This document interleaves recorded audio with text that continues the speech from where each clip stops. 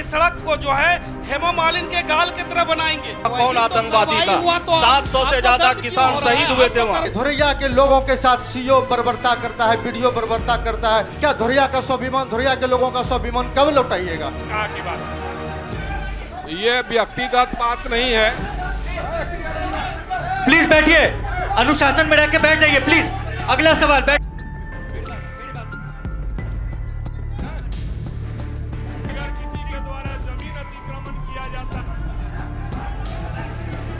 हमारे कार्यक्रम का उद्देश्य हंगामा खेज माहौल बनाना नहीं है।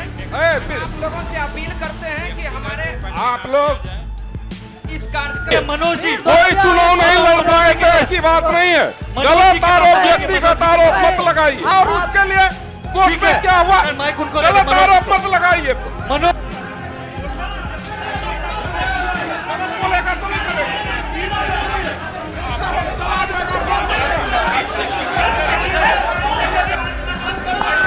आप लोगों से नम्र निवेदन है,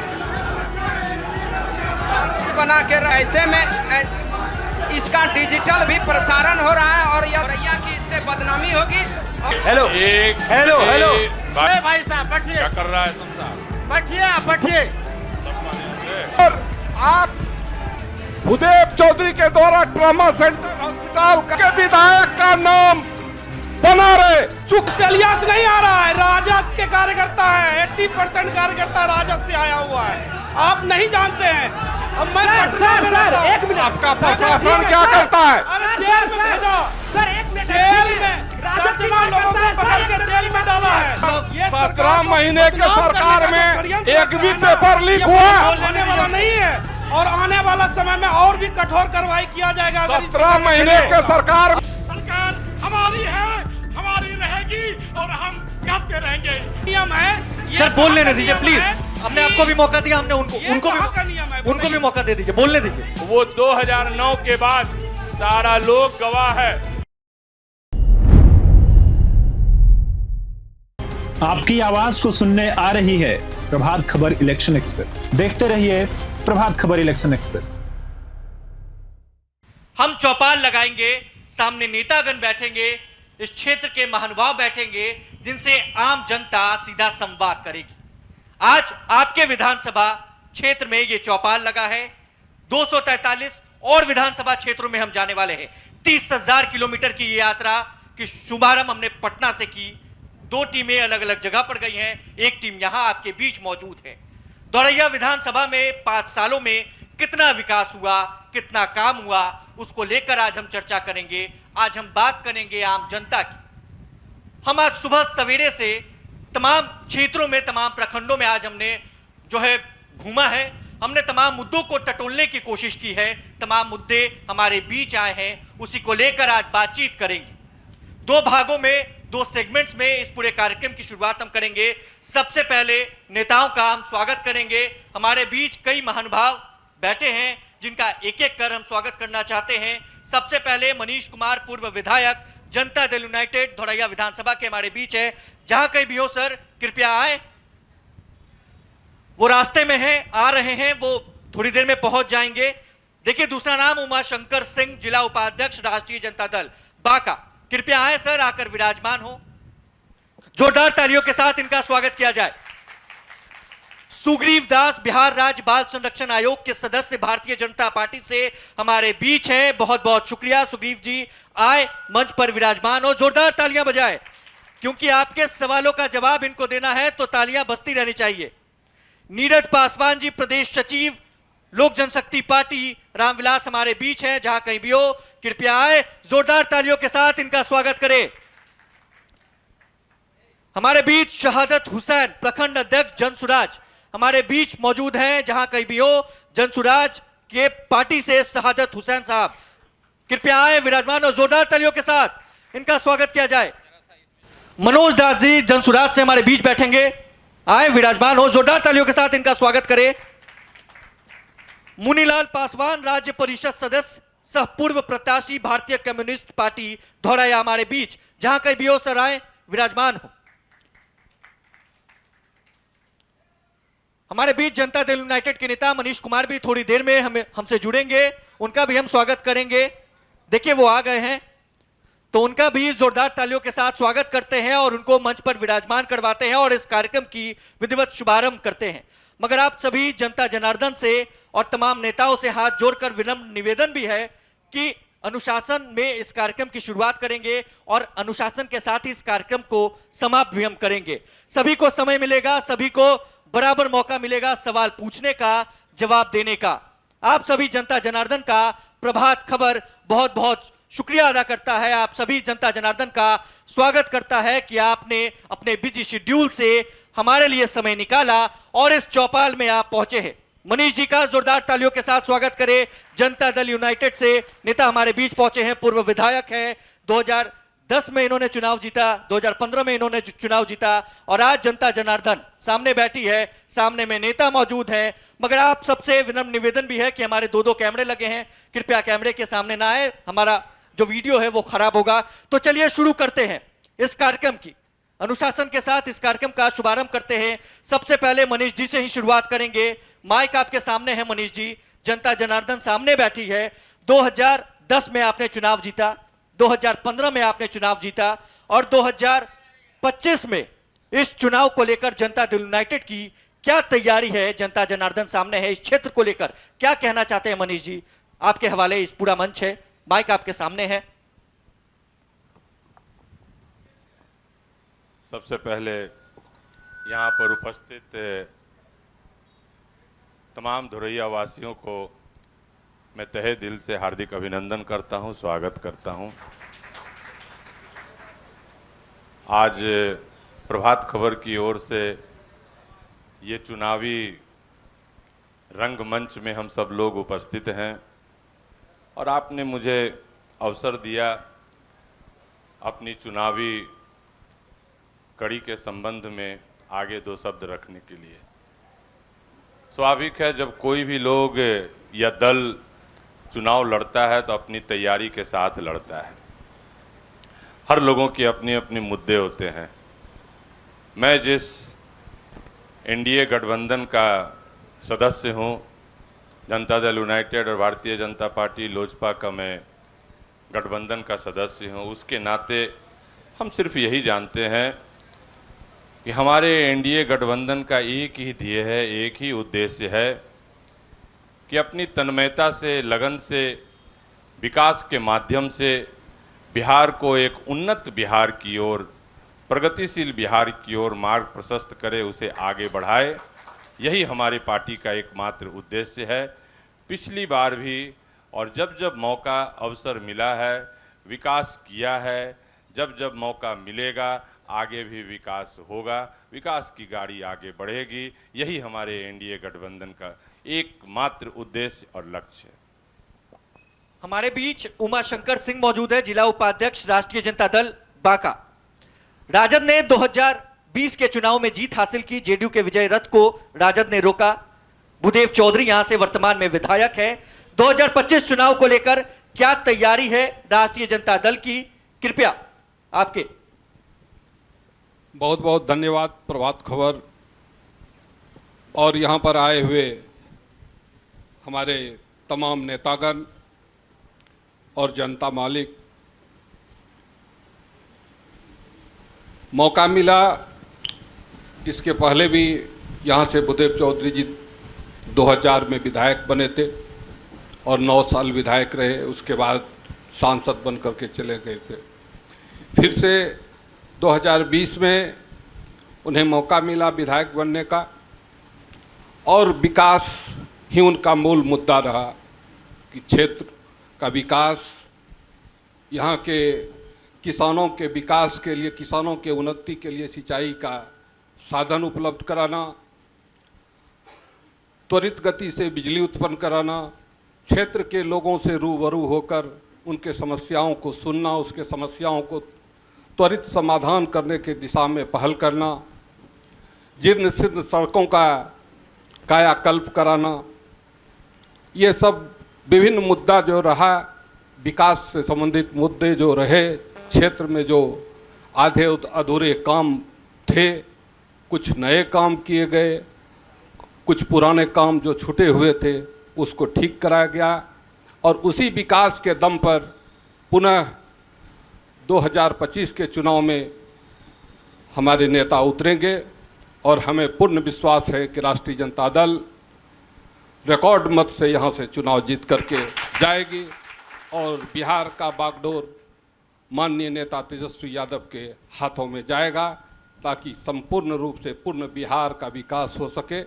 रुके हुए इंजन, रुका हुआ जो विकास है बिहार का, उसको तेज गति से विकास की दिशा में दौड़ाई जाए।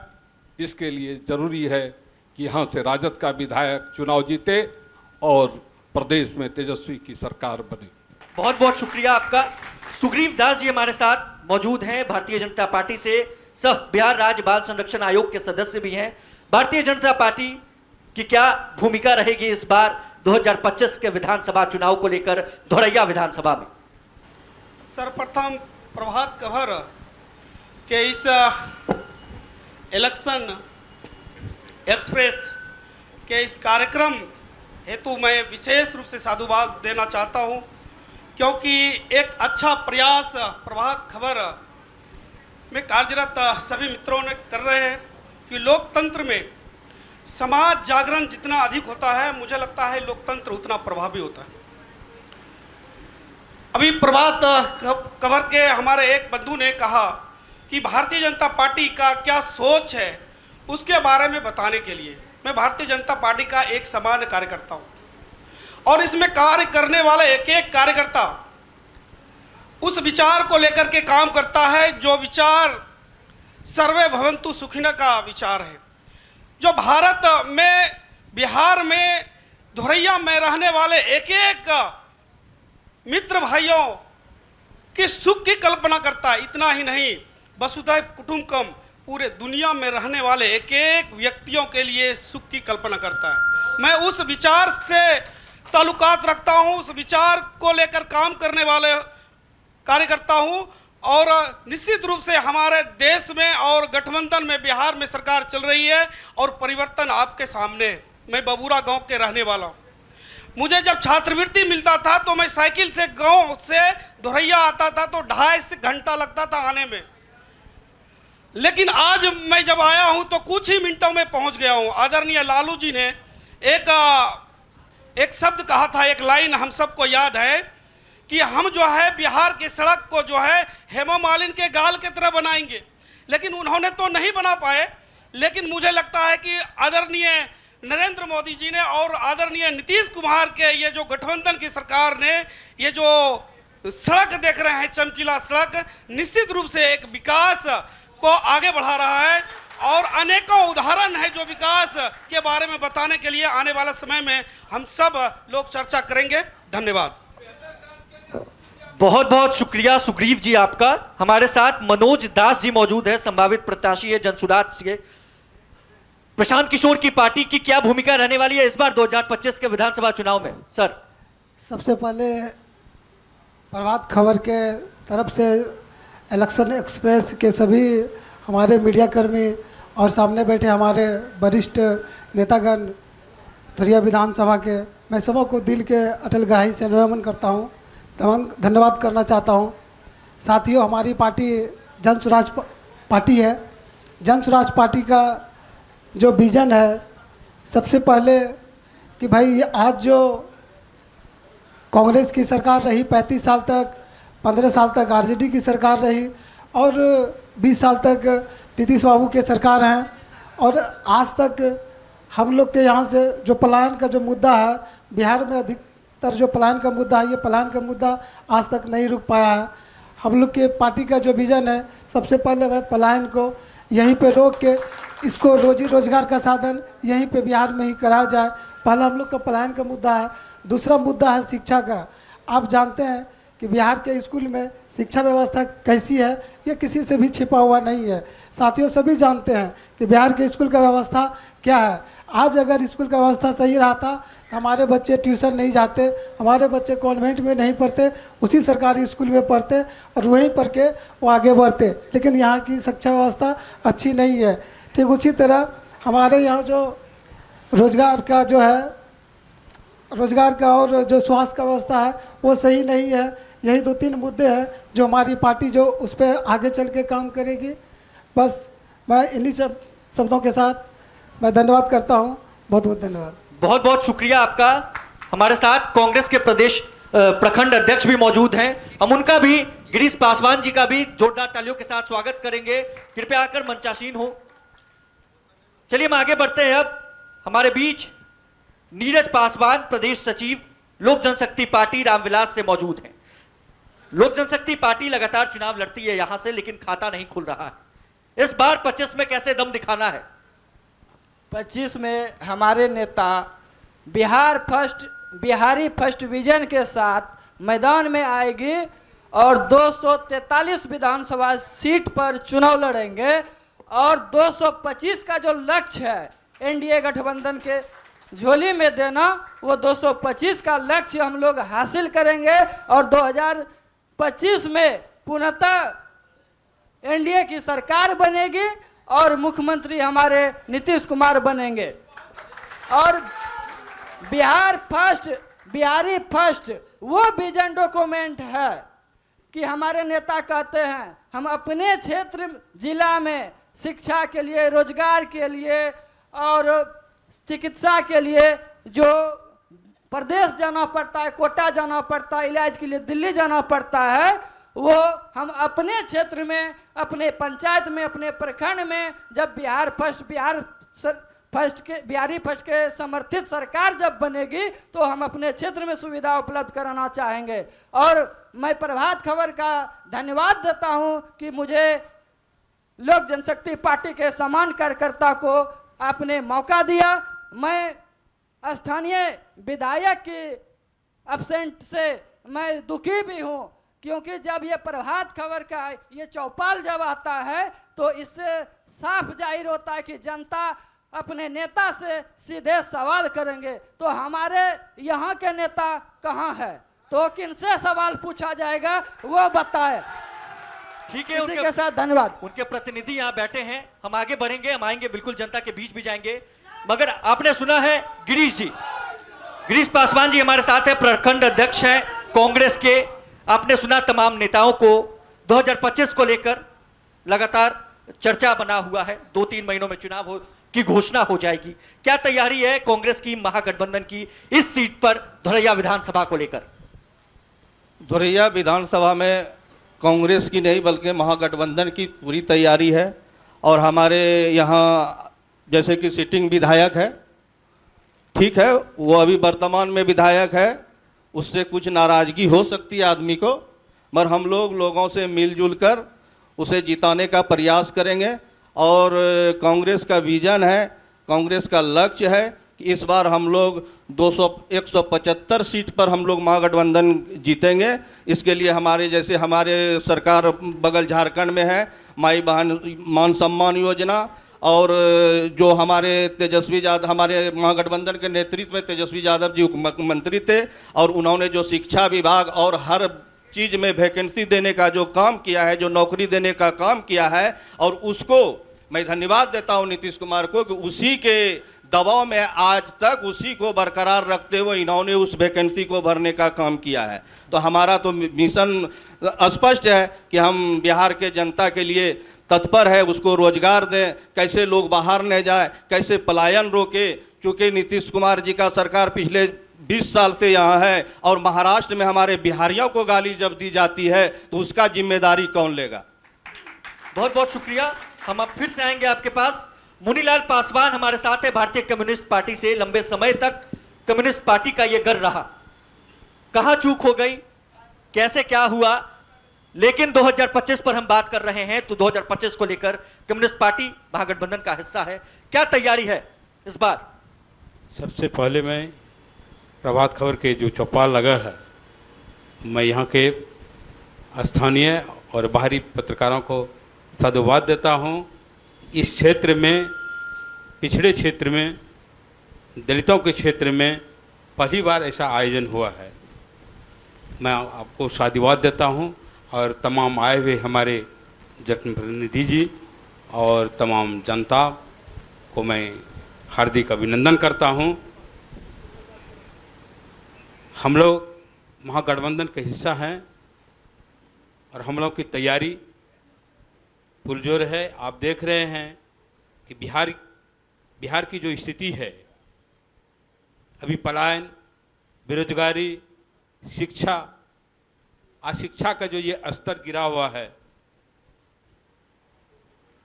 इससे यहाँ के नौजवान, यहाँ के पढ़े लिखे लोग आज बेरोजगार घूम रहे हैं। हम लोग चाहते हैं कि महागठबंधन की सरकार हो और यहाँ के बेरोजगार नौजवानों को रोजगार मिले, जिससे कि यहाँ के लोगों का सुख समृद्धि हो। और हम लोगों का विजन है कि माई बहन योजना अगर मेरी सरकार बनेगी तो 2500 रुपया महीना दिया जाएगा। आज सरकार ने एनडीए की गठबंधन सरकार ने हम लोगों का जो वादा हम लोग कर रहे हैं कि 200 यूनिट बिजली फ्री दी जाएगी, वो सब ये लोग दबाव में आकर पास कर रहे हैं। अभी 125 यूनिट बिजली फ्री दे रहे हैं। तो मैं कहता हूँ कि यहाँ के नौजवान, यहाँ के बुजुर्ग और यहाँ के अक़लियतों से, दलितों से, अति पिछड़ा से कि सब लोग जगिए और इस बार महागठबंधन की सरकार बने, जिससे कि यहाँ के आवाम, यहाँ के नौजवानों की सुरक्षा की गारंटी हो। मैं इन्हीं शब्दों के साथ धन्यवाद दूँ। बहुत बहुत शुक्रिया। देखिए, प्रभात खबर का इस चौपाल लगाने का मकसद सिर्फ एक ही है। धौरैया विधानसभा में जो दिक्कत है वो इन तमाम महानुभावों तक पहुंचे, आप सवाल पूछें और सीधे तौर पर जवाब ये नेता देंगे। हम आएंगे आपके बीच, मगर उससे पहले तमाम लोगों से मेरा विनम्र निवेदन है कि सिर्फ 1 मिनट का वक्त हम आपको देंगे। 1 मिनट में सीधा सवाल आप पूछिएगा, हम आपके बीच आएंगे, आप कैमरे में देखकर पूछेंगे और सीधा सवाल और अपना नाम बताएंगे। क्योंकि ये जो पूरा कार्यक्रम है ये हमारे प्रभात खबर पेपर में भी प्रकाशित होना है, तो एक बार अपना जोर से नाम कहेंगे और उसके बाद नेताजी का नाम कहेंगे जिनसे आप सवाल पूछना चाहते हैं। तो आइए, खड़े होइए और सीधे सवाल पूछिए। सबसे पहले अपना इंट्रोडक्शन, उसके बाद। पप्पू यादव, राजद प्रखंड अध्यक्ष, धौरैया बांका पूर्व। मैं एनडीए के लोगों से, बीजेपी के खास करके लोगों से पूछना चाहते हैं कि आप 20 साल तक लगातार बिहार के सत्ता में है, 11 साल से केंद्र की सत्ता में है, लेकिन बिहार में एक भी इंडस्ट्री लगा, एक भी फैक्ट्री लगने का काम हुआ? बिहार के लोग यहाँ से पलायन कर रहे हैं, ट्रेन में घुस घुस करके लोग जा रहे हैं, वहां पर लोगों का क्या हाल हुआ? आपने देखा कोरोना काल में लोग कैसे आए, मर गए, कितने लोग पैदल वहां से चले। एनडीए के लोगों से मैं जवाब पूछना चाहता हूं। स्थानीय मुद्दों को उठाएंगे तो बेहतर होगा सर, आप, इसलिए हम यहाँ पर आए। स्थानीय मुद्दा धौरैया का सवाल है। धौरैया में अगर एक इंडस्ट्री लगता है, एक फैक्ट्री लगता है, तो यहाँ के लोग जो बाहर पलायन हो रहे हैं, तो यहाँ के लोगों को रोजगार मिलता। ये क्या जिम्मेवारी है? एनडीए के लोग जिम्मेवारी है। सर, हमारे साथ बैठे हैं मनीष जी, मनीष जी से ही हम जवाब ले लेते हैं। हमारे प्रश्नकर्ता पप्पू जी ने कहा फैक्ट्री लगने की बात, गिनती बहुत गिना सकते हैं, लेकिन एक शब्द से मैं शुरुआत करना चाहता हूं कि कोई उद्योग लगा या ना लगा, लेकिन इतना जरूर है कि अपहरण उद्योग बंद हो गया। जो 1990 से लगातार 2005 तक जो उद्योग ज्यादा चल रहा था, जिस उद्योग को लालू जी अपने सीएम आवास के अंदर रहकर उद्योग की मंत्रणा करके उस उद्योग को बढ़ावा देने का काम करते थे, उस उद्योग को अगर विराम लगाने का काम किया तो एनडीए की सरकार नीतीश कुमार ने करने का काम किया। ये लालू यादव की ही सरकार है। 1990 से 2005 तक जब ये कहा जाता था, जब लोग जाते थे कि मेरे गांव में सड़क दिया जाए, तो कहा जाता था कि अगर सड़क बना देंगे तो पुलिस तुम्हारे घर में तुरंत पहुंच जाएगा, इसलिए सड़क की आवश्यकता है कि नहीं, सो बताओ। ये नीतीश कुमार है जिसने इस तरह की कानून व्यवस्था को कायम करते हुए पूरे राज्य में चौमुखी विकास करने का काम किया। अब मैं दूसरी बात आता हूं, अगर आपको ज्ञान होगा सोलर एनर्जी की, ये बिहार ही है जो सोलर एनर्जी के माध्यम से आगे बढ़ रहा है।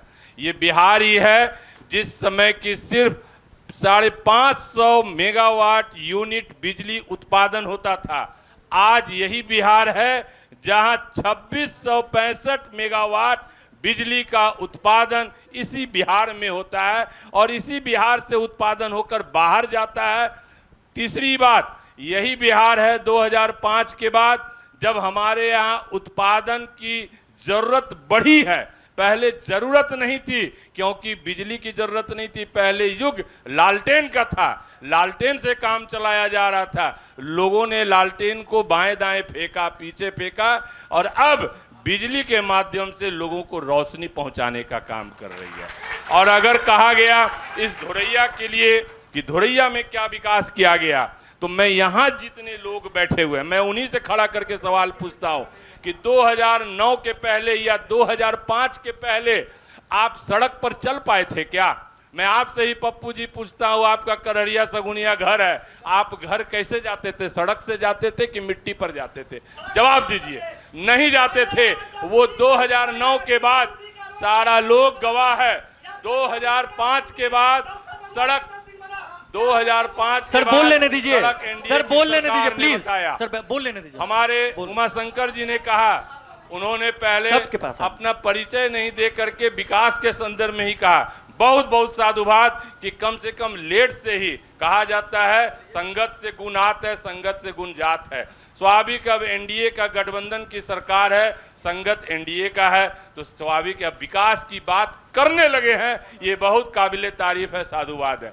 हमारे उमाशंकर जी ने विकास की बात कही। मैं पूछना चाहता हूं, इनका घर भल्लू में है, इसके पहले सड़क देखे थे क्या? श्री पाथर से पैदल ही जाना पड़ता था, मोटरसाइकिल घर श्री पाथर पे लगाना पड़ता था। आज ये घर में लगाते हैं और आराम से गाड़ी से पहुंचते हैं भल्लू तक। इनके घर के सामने में वेपर लाइट लगा हुआ है। पहले बिजली की व्यवस्था थी क्या? मैं एक आदमी को कहा। इस तरह से मैं तमाम लोगों को मैं पूछना चाहता हूं, चाहे वो एनडीए के लोग हो, चाहे वो महागठबंधन के लोग हो, वो इसी धोरैया के निवासी हैं और हृदय पर हाथ रखकर कहे कि विकास का पैमाना क्या होता है और विकास आपने कब से देखा है। मैं गारंटी के साथ कह सकता हूं कि 2005 के बाद आप में विकास की ललक लगी है, जिसकी झलक अभी हमारे पप्पू यादव जी ने कहा कि विकास यहाँ पर होना चाहिए, फैक्ट्री लगना चाहिए। अरे हम साधुवाद देते हैं कि अब आपको विकास की चाहत हो गई है और एनडीए की सरकार उस विकास की भूख को पूरी करने का। उमाशंकर जी, आपने सुना है आरोप प्रत्यारोप। एक एक आदमी खड़ा होकर के बता दे, मैं गिनती गिना सकता हूं कि उसके घर तक सड़क पहुंचाने का काम 2005 के बाद यही एनडीए की सरकार, नीतीश सरकार के माध्यम से। जहां तक इन्होंने कहा, शायद इनको याद नहीं है कि 2005 के बाद जब ये चुनाव लड़ने के लिए यहाँ पर आए, सीट खाली हुई, यहाँ के तत्कालीन विधायक भूदेव चौधरी जी सांसद बने। 2005 के बाद मैंने कहा जी, और उस समय इनको दिखाई पड़ता होगा कि श्री पाथर से रंजोधा सड़क बन गई थी, सड़कों की शुरुआत हो गई थी। सड़कों की शुरुआत का मतलब ये नहीं कि बन रहा था, इनके विधायक बनने से पूर्व भल्लू की सड़क बन गई थी। इनके विधायक बनने के पूर्व धोरैया से पुंसिया, धोरैया से पंजवारा, धोरैया से सनहोला, ये सब सारी सड़कें बनी हुई थी। ये बात ठीक है। 2009 आपके माननीय विधायक जी थे, 2020 से 2025 आपके माननीय विधायक जी हैं। 5 और 4 9 साल मैं भी रहा यहाँ 10 साल। और 9 साल में आपने कितना सड़क बनाया और 10 साल में मनीष कुमार एनडीए की सरकार ने। एनडीए की सरकार, मैं मानता हूं कि 2005 में सरकार बनी नीतीश कुमार के और सड़कें बनी। अगर उसके पीछे में जाएंगे, उसके पीछे में झांक करके देखेंगे तो केंद्र में उस समय महागठबंधन की सरकार थी और यहाँ के रघुवंश प्रसाद सिंह जी राजद के नेता ग्रामीण कार्य मंत्री थे और उन्होंने कहा था कि बिहार से झोला लेकर पैसा मांगने के लिए आता है और मैं यहाँ से बोरों में भर करके पैसा भेज रहा हूँ, जितनी सड़कें बनवानी हो आप बनवाएं, कोई कमी नहीं आने दूंगा। ठीक है। उसके बाद पुनः 2010 में सरकार बनी एनडीए की। उसके बाद सरकार बनी, योजनाएं आई, कितनी सड़कें बनी, कितना फैक्ट्री बना, कितना इंडस्ट्री बना, ये सवाल है। 20 साल से यहाँ पर माननीय मुख्यमंत्री नीतीश कुमार जी का शासन है, एनडीए का शासन है। बीच के कुछ वर्षों को छोड़ दिया जाए और मैं वो उपलब्धि स्पष्ट गिना देना चाहता हूं कि अगर 17 महीना तेजस्वी जी के साथ में नीतीश कुमार जी थे, उसके पहले 2015 में अगर नीतीश कुमार जी के साथ चुनाव लड़े थे, उस समय नीतीश कुमार जी को जंगल राज याद नहीं आ रहा था, उस समय अपराध उद्योग और अपहरण उद्योग नहीं याद आया जो तेजस्वी जी से समर्थन लेकर के सरकार बनाए। सर जब सरकार बनाने की बारी आई, जब देख लिया कि हमारी सरकार नहीं बन पाएगी, भाजपा के लोग हमें ठग रहा है, हमारे पार्टी को कमजोर कर रहा है, यही एलिगेशन था नीतीश कुमार जी का। सर जवाब उनको और मिल गया। सवाल हम ले लेंगे क्योंकि आप ही के लिए ये लोग भी हैं। एक सेकंड पूरा कर लेने संक्षेप में बोलिए। उसके बाद उस समय तेजस्वी जी के साथ महागठबंधन के साथ मिलकर के 2015 का बैतरनी पार करने वाले मुख्यमंत्री नीतीश कुमार जी थे। उसके बाद पुनः भाजपा में शामिल हुए, फिर भाजपा को छोड़ करके सरकार बनाए तेजस्वी जी के साथ।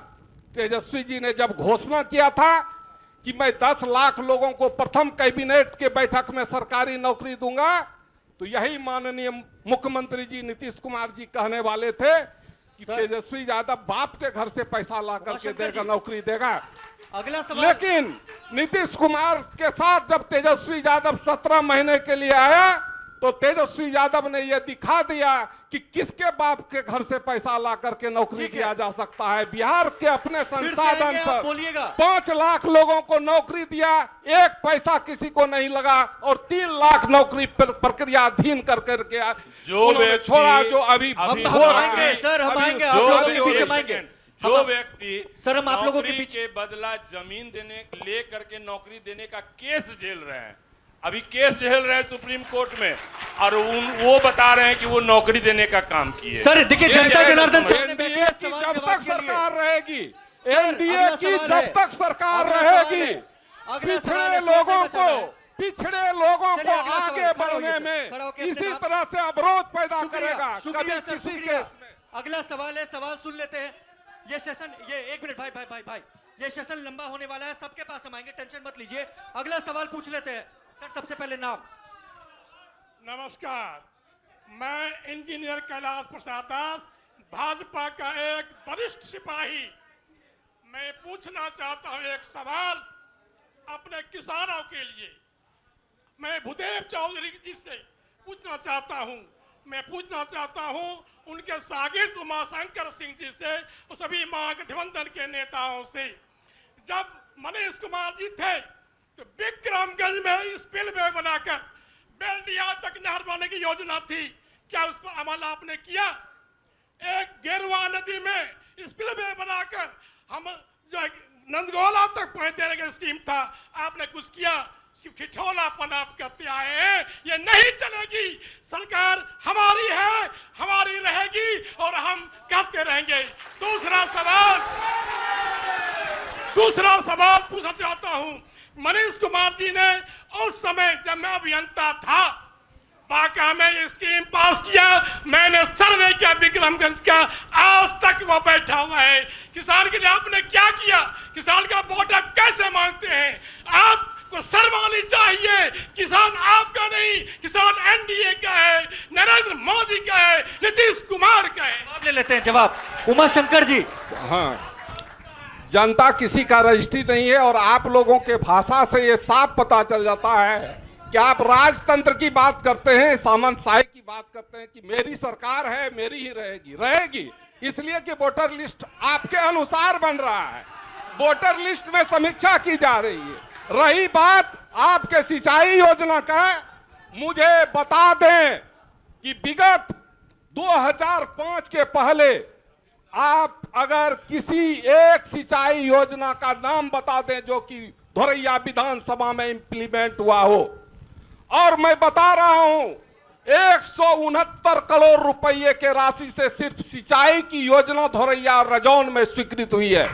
कोई ऐसा बांध नहीं है, चाहे जो कि छिटका हो, पटवा छिटका हो, हिरंबी बांध हो, आपका गौरी सागर बांध हो, और जहां तक विक्रमपुर की बात कर रहे हैं, विधायक भूदेव चौधरी ने अपने सामने ला करके उसको कई बार सर्वेक्षण भी करवाया। उसकी बात बड़ी टेक्निकल टेक्निकल गड़बड़ी के कारण उसका टेंडर होने के बाद भी रुक गया है काम, लेकिन उसको विकास के गति में उसको बनने के स्थल तक पहुंचा दिया गया। आप लोग तो बात करते हैं, हवा की बात करते हैं, जो भी योजनाएं हो रहा है सब नरेंद्र मोदी और एनडीए कर रहा है, सब वही छू दिया था और आज भी हो रहा है। अगला सवाल है आप लोगों का आगे से। जी पूछिए, अपना सबसे पहले इंट्रोडक्शन दे देंगे, उसके बाद। मैं शहादत हुसैन, प्रखंड अध्यक्ष जनसुराज धोरैया। सामने बैठे हुए मैं दोनों से सवाल, सबसे पहला सवाल इंडिया गठबंधन से, जाति जनगणना होने के बाद आप बिहार में जब समय आता है चुनाव का तो अक़लियत को नारा देते हैं आप, तो ये क्लियर क्यों नहीं कर रहे हैं अक़लियत को कितने सीट पे आप कहां से लड़ा रहे हैं? दूसरी बात, आप दोनों से मेरा एक सवाल है कि धोरैया सुरक्षित क्षेत्र है, इस क्षेत्र के हमारे बीच का बच्चा जो ये हौसला रखता है कि इस विधानसभा का मैं नेतृत्व करूं, क्या आप दोनों पार्टी के अंदर ये ताकत है, ये सलाहियत है, इस चीज का घोषणा करे कि हमारे बीच का बच्चा यहां से निकले और उसका नेतृत्व करने के लिए उसको पार्टी की तरफ से लड़ाया जा सकता है? इस चीज का क्लियर कीजिए।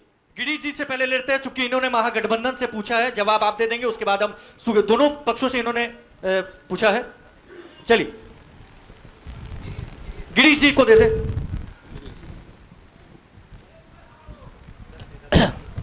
मैं शहादत जी के जवाब देने से पहले मैं अपने अभिभावक भाजपा के वरिष्ठ नेता कैलाश बाबू का भी जवाब देना चाहूँगा।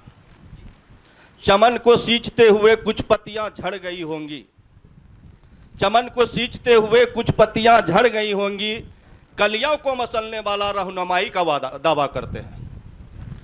जैसे आपने कहा किसानों की, अरे उस दिन का याद कीजिए कैलाश बाबू, जिस दिन आपके नेताओं ने किसानों को दिल्ली में कुचलने का काम किया है।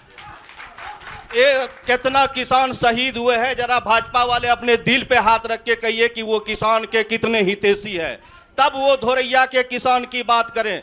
रही धोरैया के किसान के बाद, मैं दोनों नेताओं को, पूर्व और वर्तमान दोनों को कहूंगा, उनको धोरैया से कोई सौकार नहीं है। धोरैया का दर्द धोरैया वालों को होगा। इन लोगों को यहाँ सिर्फ सत्ता भोगना है। यहाँ का विधायक बन सकता है ये दोनों, यहाँ का नेता नहीं बन सकता। नेता बनेगा यहाँ का बेटा, और ये दोनों यहाँ का नेता नहीं बन सकता है, विधायक भले बन जाए। सुग्रीव जी, उन्होंने आपसे भी सवाल पूछा, सत्ता पक्ष से भी उन्होंने पूछा था, विपक्ष से भी पूछा था। सत्ता पक्ष से आप जवाब दे दे। देखिए, अभी एक मित्र ने कहा कि किसान को कुचलने का काम किया है। हम सबको मालूम है उस किसान के बारे में कि जो आंदोलन कर रहे थे, वो जो जुग्गी बनाया था उसमें किस प्रकार का व्यवस्था था, और किसान के बारे में कल्पना करिए कि किसान किस प्रकार का जीवन जी रहे हैं। और वहाँ जो स्थिति था बना करके, एक बिजनेसमैन, एक आंदोलन का एक बिजनेसमैन कहा जाए उन किसानों को, और निश्चित रूप से एक लाखों करोड़ों लोगों को एक जीवन मतलब आवागमन में उनको बाधित किया गया था। इसलिए उन किसानों को वहां से आग्रहपूर्वक हटाना इस देश के हित में था। और दूसरा, एक हमारा ये जो एक हमारे कौन सा पार्टी का थे, जनसुराज के एक बंधु ने एक प्रश्न किया है कि स्थानीय कार्यकर्ता को चुनाव लड़ना चाहिए। एक अच्छा विचार है, लेकिन मैं ये कहना चाहता हूँ, क्या ये हिंदुस्तान में हम कहीं भी जाके बच सकते हैं? कहीं भी हम जा करके चुनाव लड़ सकते हैं, लड़ा सकते हैं कि नहीं लड़ा सकते? और हम एक राष्ट्रीय विचार को लेकर के काम करने वाले हैं। यहाँ कांग्रेस भी होंगे राष्ट्रीय विचार। क्या यहाँ के बिहार के लोग दिल्ली में नहीं बस सकते हैं? क्या दिल्ली के लोग बिहार में आकर के बस करके वो अपना जीवन यापन नहीं कर सकते हैं? एक अच्छा विचार है। मैं भी उस विचार का समर्थक हूँ कि स्थानीय लोग को नेतृत्व मिलना चाहिए, लेकिन ये कहाँ का नियम है? सर बोल लेने दीजिए प्लीज, हमने आपको भी मौका दिया, हमने उनको भी मौका दे दीजिए, बोलने दीजिए बोलने दीजिए। सुग्रीव जी बोलिए। मैं काबिलियत पर प्रश्न नहीं खड़ा कर रहा हूं, लेकिन ये भारत एक लोकतांत्रिक देश है। बिहार हमारा हर एक जिला का, हर एक घर अपना है, तो हम देखिए सर, मैंने पहले ही कार्यक्रम शुरू होने के पहले ही आप लोगों से आग्रह किया था कि अनुशासन में सवाल और जवाब होगा। जब नेता जवाब दे रहे तो कृपया उनको सुन लेते हैं, उसके बाद फिर आपसे आपके बीच आप ही के लिए आए हम लोग। बोलने दीजिए उनको पहले। जो किसान संबंधित बात उठी उसके संदर्भ में बता देना चाहते हैं। जो हमारे संगठन के साथी हमारे सुग्रीव भाई ने बताया कि जो आंदोलन दिल्ली में हुआ था, आप लोग सब पढ़े लिखे हैं, मैं जानता हूं कि आप सब लोग अखबार से वास्ता रखते हैं, न्यूज़ से वास्ता रखते हैं, सब लोग देखे होंगे कि उसमें आतंकी संगठन के द्वारा उसे फंडिंग किया जा रहा था। वो सरकार हमेशा तत्पर रही कि जो किसान प्रतिनिधि हैं 10-20 लोग आकर बात करें, लेकिन कभी कोई तैयार नहीं हुए, क्योंकि उसका फंडिंग किया जा रहा था। उतनी जो व्यवस्था की जा रही थी, जो कुव्यवस्था थी, ये देश के लिए दुर्भाग्य की बात है कि कोई किसान नहीं बल्कि कोई आतंकी संगठन का ही आदमी ट्रैक्टर को लेके, जो भारत का स्वाभिमान और अभिमान है, जो लाल किला है, वहां तक ट्रैक्टर पहुंच जाता है। ये दुर्भाग्य है। ये तो मैं यही जवाब देना चाहता हूं कि वो किसानों की समस्या के लिए नहीं बल्कि उसको विदेशी फंड के द्वारा भटकाव की ओर ले जाने के लिए वो व्यवस्था किया गया था, वो आंदोलन किया गया। चलिए अगला सवाल। उसके लिए हमको माननीय पूर्व विधायक जी से कहना है कि गृह मंत्रालय आपका है, इस तरह से कन्नी काटने से नहीं होगा। एक सुई नहीं घुसता है, RDX का गाड़ी जम्मू कश्मीर में घुसता है, उसका जवाब कौन देगा? आप कहते हैं किसान, सुन लीजिए, जब उन्हें बात बोला है किसान, इन लोगों का संगत से गुण होता है, संगत से गुंजात। इन लोगों का व्यवहार हो गया कि लोगों को कपड़ा से पहचानने का। आतंकवादी अगर किसान आंदोलन में है तो उसको आतंकवादी कहा जाता है। आप लोगों ने, पत्रकार बंधु, आप लोग भी अपने दिल पे हाथ रख के बताइए कि वहां कौन आतंकवादी था। 700 से ज्यादा किसान शहीद हुए थे वहां, और उस किसान के आत्मा को शांति के लिए हम लोग प्रार्थना करते हैं। पास सर, आप लोगों के बीच ही के लिए हम आए हैं। देखिए अगला सवाल के लिए ये खड़े भी हो गए हैं, इन्हीं से पूछते हैं अगला सवाल। बोलिए ना। प्रिय रंजन रविदास मेरा नाम है और धोरिया विधानसभा का रजौन प्रखंड गांव खिड्डी का निवासी हूं। अभी बहुत लोगों ने सवाल किया रोड, नाला, विकास, कृषि, खेत, लेकिन हमारा मुद्दा है मनीष कुमार जी से कि आप कहते हैं कि हमने सारा विकास, धोरिया में जितना भी विकास है, कहीं ट्रांसफार्मर लगे तो मनीष कुमार हमने किया है, पुल बने तो हमने स्वीकृति किया है। अरे भैया, जब आप सरकार में हैं और रजौन के, धोरिया के लोगों के साथ CO बर्बरता करता है, BDO बर्बरता करता है, जाति, आवासीय, आय या दाखिल खारिज या ब्लॉक के अंदर, थाना के अंदर, हॉस्पिटल के अंदर जितनी भी विभिन्न योजनाओं का लाभ लेने जाते हैं, दुर्रा के भगाते हैं, पैसा लेते हैं, और छोटे छोटे जनप्रतिनिधि, वार्ड सरपंच अगर उनसे मुंह लड़ाते हैं तो उनको दलाल कहकर उन पर FIR किया जाता है। क्या धोरिया का स्वाभिमान, धोरिया के लोगों का स्वाभिमान कब लौटाइएगा? मनीष बाबू, मैं जवाब देता हूँ। ठीक ही कहा। कम से कम इस बात से ये अवगत है कि कम से कम हमारी जो एडमिनिस्ट्रेशन है, जो प्रशासन है, वो प्रशासन कार्रवाई करती है। सुन लीजिए, कार्रवाई करती है। मैं यहीं पर लोगों से मैं ये सवाल करता हूं और अवगत कराना चाहता हूं, क्या सरकारी जमीन को कोई अतिक्रमण करके रख ले और कोई अगर आदमी आवेदन दे तो क्या सरकार या प्रशासन उस पर कार्रवाई कर सकती है या नहीं कर सकती है?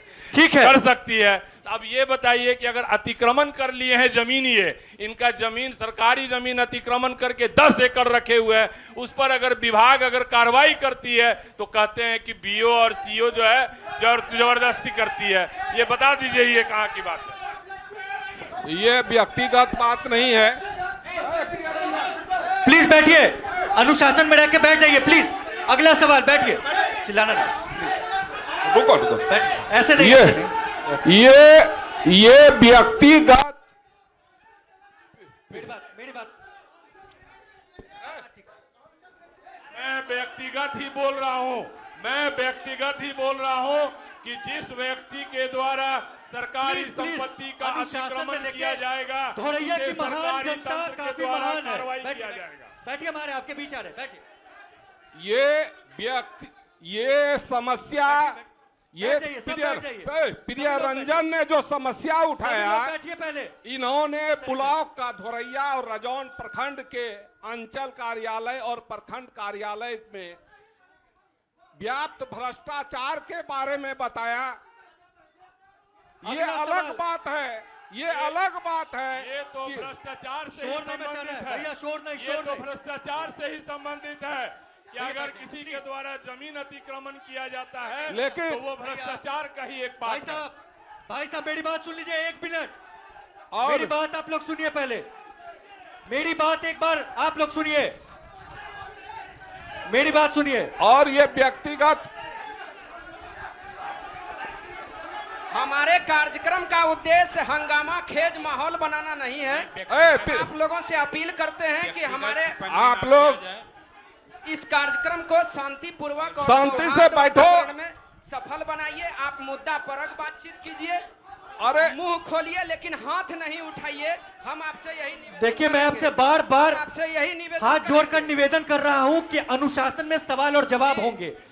देखिए, हम आपके लिए आए हैं 243 विधानसभा सीटों पर। अगर हम चौपाल कर रहे हैं तो उसका मकसद है सिर्फ और सिर्फ जनसंवाद करवाना, संवाद करवाना आप जनता और नेताओं के बीच। ये हमारा उद्देश्य है। हमारा उद्देश्य सार्थक बातचीत करना है। बिल्कुल। इसीलिए आपसे रिक्वेस्ट है कि आप ऐसा ना करें। और इतिहास में कोई भी मीडिया समूह ने इतना बड़ा कार्यक्रम कभी नहीं करवाया है, अगर आप इतिहास देखिएगा तो। बताइए सर, माइक मेरे हाथ में, साउंड अच्छा नहीं जाता, इसी कारण थोड़ा गड़बड़ हो जाता। मेरा नाम संजीत कुमार भगत है। मैं धोरैया उत्तरी से मंडल अध्यक्ष हूँ भाजपा से। और आप सभी को, जितने भी यहाँ बैठे, सबको मेरा नमस्कार है। जितना भी यहाँ महागठबंधन के कार्यकर्ता या नेता बैठे हैं, इसको किसी को विकास से कोई लेना देना नहीं है। इसको माननीय मुख्यमंत्री नीतीश कुमार जी जो 125 यूनिट बिजली फ्री किए है, यदि आपको हजम नहीं हो रहा है तो आप हजमोला खा के हजम कीजिए। और सरकार हमारी फिर से बन रही है। और आदरणीय लालू जी कहा करते थे कि हम हेमा मालिनी के गाल के तरह बिहार में सड़कें बनाएंगे। माननीय जी बना तो नहीं पाए, मगर नीतीश कुमार जी के सहयोग से और आदरणीय प्रधानमंत्री के सहयोग से सीमा कुशवाहा के गाल के तरह बिहार में सड़कें बन रही है। आप लोग सवाल आपने नहीं पूछा है, सवाल के लिए हम आए थे आपके। क्या सवाल बोलिए? बहुत बहुत शुक्रिया आपका। सवाल सवाल सवाल सवाल सर, सवाल। सबसे पहले अपना इंट्रोडक्शन, उसके बाद। मेरा नाम गौतम कुमार सिंह है और हम भारतीय कम्युनिस्ट पार्टी के राज्य परिषद के सदस्य हैं। मेरा एक सवाल है, यूँ तो जीरो टॉलरेंस की बात हो रही थी, भ्रष्टाचार पे तो हो हल्ला में ख़त्म हो गया। पूर्व विधायक जी बात कर रहे थे, सुने नहीं। मैं एक सवाल कहना चाहता हूँ कि अभी जो धोरैया और पुंसिया रोड की स्थिति है, जितने भी महानुभाव आए हैं सभी उसमें गुजर चुके हैं। तो ये जिम्मेदारी आखिर किसकी है? मैं वर्तमान को कहूँ, सरकार को कहूँ, यहाँ जितना भी नामुंदे बैठे हैं उनको कहूँ, कृपया इस पे आप अपनी बात न करो। मैं सरकार के जो बैठे हैं हमारे पूर्व विधायक जी, मैं उनसे कहना चाहता हूँ कि आखिर ये जवाबदेही किसकी होगी कि कम से कम उस रोड को मोटरेबल भी कर दिया जाए। ये स्थिति रोड की घातक। पहले बहुत ही गड्ढे में तब्दील हो गया है। और मैं यही कहना चाहता हूं कि विकास के प्रति सरकार इतना चिंतित है कि उस गड्ढा में दिखाई पड़ रहा है। जब भी माननीय विधायक जी ने, आप लोगों ने देखा होगा, विधानसभा में भी सचिव से भी मिल करके इस विषय में लिख करके दिया कि धोरैया पुंसिया की सड़कों की हालत बहुत ही बुरी है। एग्जीक्यूटिव इंजीनियर से बात किया तो उन्होंने कहा कि ये बाईपास रोड में टेंडर हो गया, अब जो है बीट खुलने वाला है, टेक्निकल बीट खुलेगा, उसके बाद काम होगा। डीएम साहब को कहा गया तब तक इसको मेट्रेबल कम से कम करवा दिया जाए, जब बनेगा तब बनेगा। और उसके बाद सरकार अपना पल्ला झाड़ लिया। ठीक है सर कि ये, और दूसरी बात एक मैं और कह देना चाहता हूं कि अभी सिर्फ धोरैया पुंसिया रोड ही नहीं, 4 लेन बनने के इंतजार में भागलपुर हसरिया रोड का भी दुर्दशा उसी तरह से है। और सरकार हमेशा पल्ला झाड़ रही है कि आप 4 लेन वाला सेंट्रल गवर्नमेंट बनावे, जब 2 इंजन की सरकार, डबल इंजन की सरकार है। तो डबल इंजन की सरकार को केंद्र सरकार का योजना रहे कि बिहार सरकार का योजना रहे, ठेकेदारों को, एग्जीक्यूटिव इंजीनियर को ये ताकीद तो जरूर करना चाहिए कि जब तक टेंडर प्रक्रिया प्रारंभ नहीं होती है, जब तक ठेकेदार काम शुरू नहीं करता है, तब तक आम पब्लिक के चलने लायक वो सड़क को बना दे। मनीष ठीक ही कहा, हमारे उमाशंकर भाई गंभीर हैं विकास के प्रति। हम लोगों के संगत से ही अब विकास के प्रति जागरूक हो रहे हैं, लेकिन इनको शायद जानकारी नहीं है कि ये सड़क पहले ग्रामीण सड़क में था। और जब मैं 2009 में आया, जो दुर्गति थी इस सड़क की, मैंने इसे आरसीडी पथ निर्माण विभाग में स्थानांतरित करवा के एक बार मैंने सड़क बनवाया। और उस समय ये शायद 21 या 27 करोड़ रुपया से ये सड़क बनी थी। उसके बाद मेरी मन में इच्छा हुई और लोगों की मांग हुई कि जिस तरह से घोगा पंजवारा सड़क को आपने स्टेट हाईवे के रूप में बनवाया है, इस सड़क को भी बनवाना है। और मैं इसे इंग्लिश मोड़ से धुरैया तक स्टेट हाईवे का सड़क बनाने का प्रारूप खींच दिया हूं। बहुत जल्द निर्माण होगा। एक सेकंड। लेकिन इस बात से भी हम आप लोगों को अवगत करा देते हैं कि हम जब अभी गांव क्षेत्र भ्रमण में मैं गया था तो लोगों ने बात रखी थी कि जब स्टेट हाईवे बनेगा उसके पहले कुछ करवा दिया जाए। मैंने विभाग के पास आवेदन दिया, मांग किया और मांग भी स्वीकृत हो गई। 4,83,00,000 रुपए की लागत से मोटरेबल रोड की स्वीकृति हो गई है। 5-7 दिन के अंदर ये वर्षा समाप्त होगा और मोटरेबल रोड का निर्माण हो जाएगा। लेकिन हम उससे संतुष्ट नहीं होंगे क्योंकि उसके बाद भी स्टेट हाईवे सड़क बनेगा। शुक्रिया। देखिए एक और सवाल आ गया है, नाम धोरैया में बता दिया कि मोटरेबल सड़क का निर्माण 5 से 7 दिन के अंदर निर्माण कार्य शुरू होगा 4,83,00,000 रुपए की लागत से। चलिए ऐलान हो गया है आज। चलिए अपना नाम बताएं और उसके बाद। जी मेरा नाम बास्की कुमार हुआ, मैं नवटुलिया का रहने वाला हूँ। मेरा कहना है, अभी बोल रहे थे कि भूदेव चौधरी को 169 करोड़ का कोई योजना था जो कि राज्य सरकार उसको नहीं अनुशंसा किया, उसको नहीं दिया। उनका ये कहना है, अगर उनका ये कहना है कि नहीं दिया और गए थे उनके पास, कभी आप कहते हैं कि भूदेव चौधरी बहुत विकास कर दिया धोरैया में, कभी कहते हैं आप सरकार दे नहीं रहा है। आप इसमें कहना क्या चाहते हैं, क्लियर वो चीज़ बताइए। दूसरा बात, हम जब 2010 में मैट्रिक का एग्जाम दिए हैं और अब वहाँ से आप कैलकुलेशन कर लीजिए, जब हम 4वीं या 5वीं क्लास में पढ़ते थे, रजौन पढ़ने के लिए जाते थे, तो आपको विश्वास नहीं होगा, जब हम अपने घर से निकलते थे तब हमको रजौन जाते जाते 3 जगह पैर धोना पड़ता था। चप्पल पहन करके तो सौभाग्य ही नहीं था कि कभी रजौन स्कूल पढ़ने के लिए जाते। ये मेरा हकीकत है और हमको लगता है कि यहाँ पर लगभग 80% आदमी का ये चीज प्रॉब्लम है और ये दिक्कत था। लेकिन जब हम 2005 के बाद नीतीश कुमार का सरकार बना और जब हम रजौन से निकले तो वही सरकार 2008-9 में लड़की को साइकिल योजना दिया। तो अगर अभी तक अगर 2004 या 5 के अगर काम किए थे तो हम वही पूछना चाहते, अगर लालू यादव ने 2004-5 के पहले काम किए थे तो हम सही से अपना चप्पल पहन के स्कूल क्यों नहीं जा पाते थे, वो चीज का हमको उत्तर दे दी। किनसे सवाल है आपका? राजद से? राजद वाला से होगा, भाजपा वाला थोड़े कर रहे हैं। आपको मैं बता देना चाहता हूं कि आप अधूरा बात सुने। मैंने कहा कि एग्रीकल्चर पर्पज से इरिगेशन का 169 करोड़ रुपये की योजना स्वीकृत हुई है, जिसमें मैंने योजना का भी नाम बताया कि ये बांध, डैम, और अभी आप देख रहे हैं कि जब से नहर बना था हर गांव में जो डांड विलुप्त हो गया था सबका खुदाई हो रहा है, नहरों का खुदाई हो रहा है, हर नहरों का खुदाई हो रहा है। उसके बाद आप बात कर रहे हैं 20 साल पहले की। हम 20 साल पहले की बात क्यों करें? इस 20 साल में रोडें, सड़कें बनी, लोगों के मूलभूत समस्याओं का क्या हुआ? शिक्षा में आप पढ़ने के लिए जाते थे हाई स्कूल, अभी हाई स्कूल का क्या दशा है? आज गांव के प्राथमिक विद्यालय का क्या दशा है?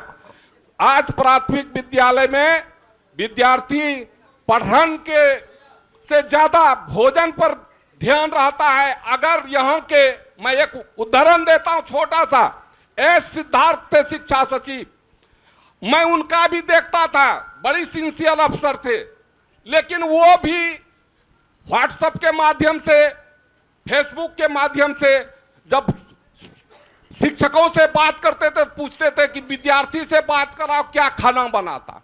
वो कभी हमने नहीं सुना उनसे कि क्या पढ़ाई हुआ, ब्लैक बोर्ड दिखाओ, शिक्षकों को कॉपी दिखाओ। सर, समय का अभाव है, अपना आंसर आप उसी शॉर्ट टर्म में खत्म कर दे तो हमारे लिए भी बेहतर होगा। अगला सवाल हम पूछ लेते हैं, नाम बताएं सबसे पहले।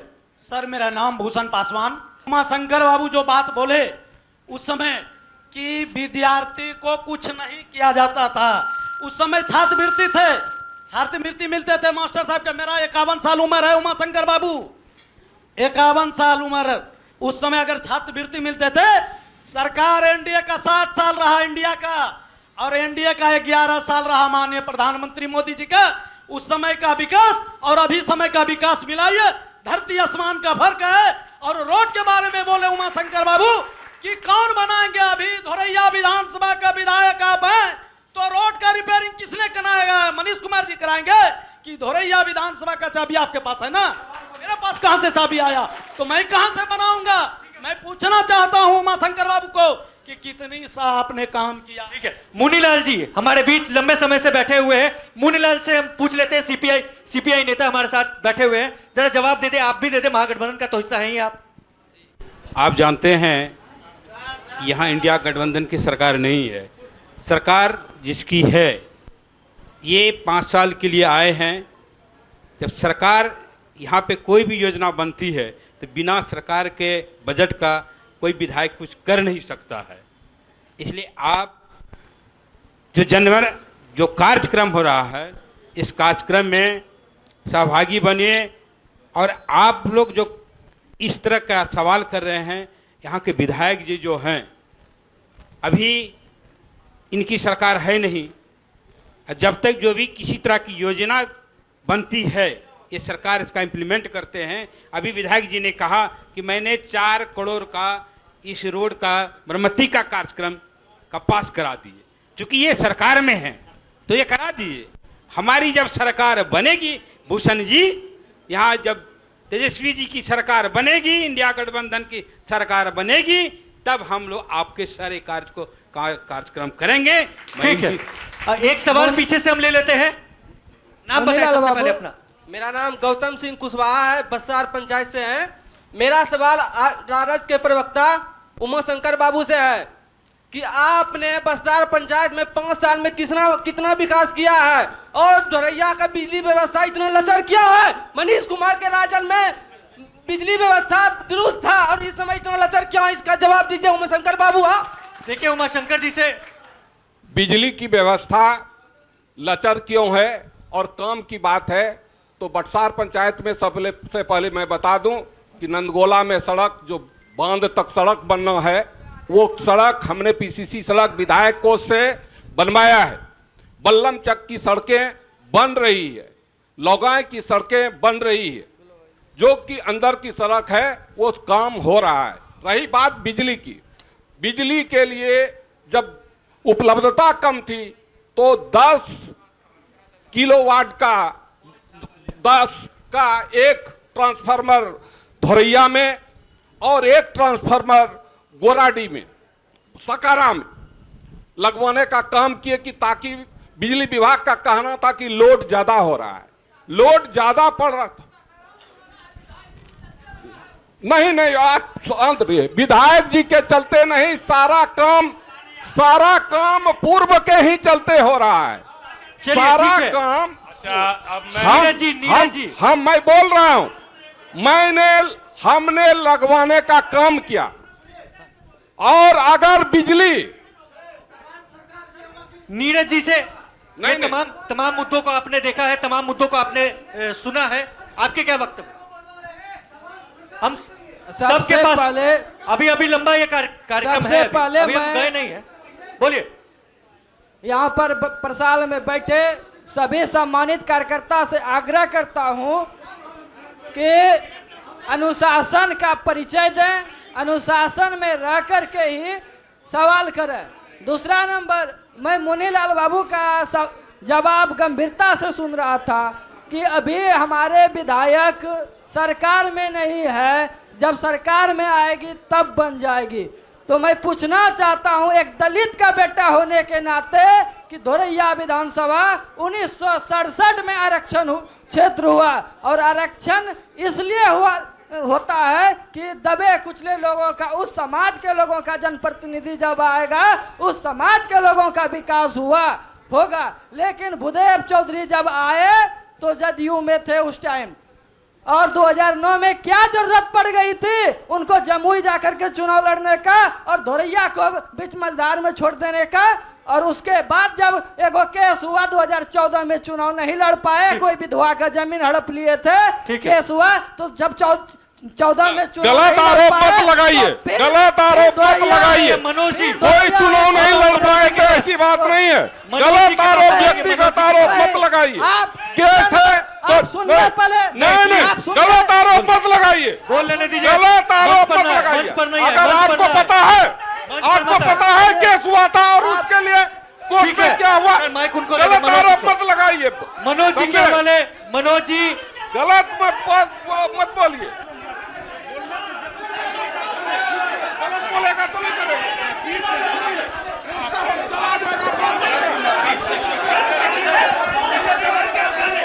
ऐसे कार्यक्रम, सर प्लीज, हम लोग ऐसे कार्यक्रम, आप लोगों से नम्र निवेदन है, हाथ जोड़ के, पंकज भैया एक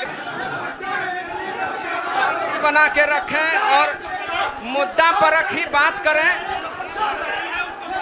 ऐसे में इसका डिजिटल भी प्रसारण हो रहा है और यह धोरैया की बदनामी होगी कि इसका सीधा डिजिटल प्रसारण हो रहा है और धोरैया की इससे बदनामी होगी और आने वाले दिन में कोई भी अखबार या मीडिया। हेलो हेलो हेलो, सुनिए सुनिए, आप बैठिए, ए भाई साहब बैठिए। क्या कर रहा है शमशाद?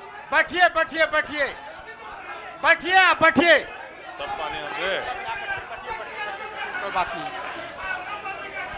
सुनिए, आपका सवाल बारी बारी से लिया जा रहा है। सुनिए आप लोग ध्यान से, आप चुप रहिए। अब एक एक आदमी बोलवा रहे। हमारे एक सेकंड हमारे ठीक ही कहा कि सरकार में मैं हूं, भले ही मैं यहाँ का अभी विधायक नहीं हूं, लेकिन सरकार हमारी है। इनकी प्रश्न बिल्कुल लाजमी है।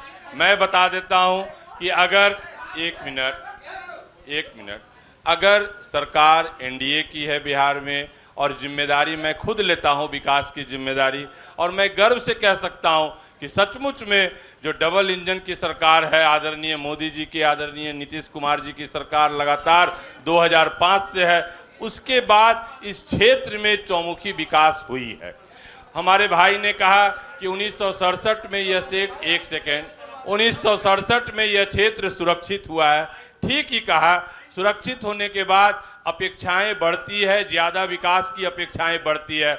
मैं गर्व के साथ कह सकता हूं कि 2005 के बाद ही दलित के बच्चों के उत्थान के लिए बच्चों के आवासीय विद्यालय का निर्माण इसी धोरैया विधानसभा के अंदर चपरी के मैदान पर इसी सरकार ने कराई।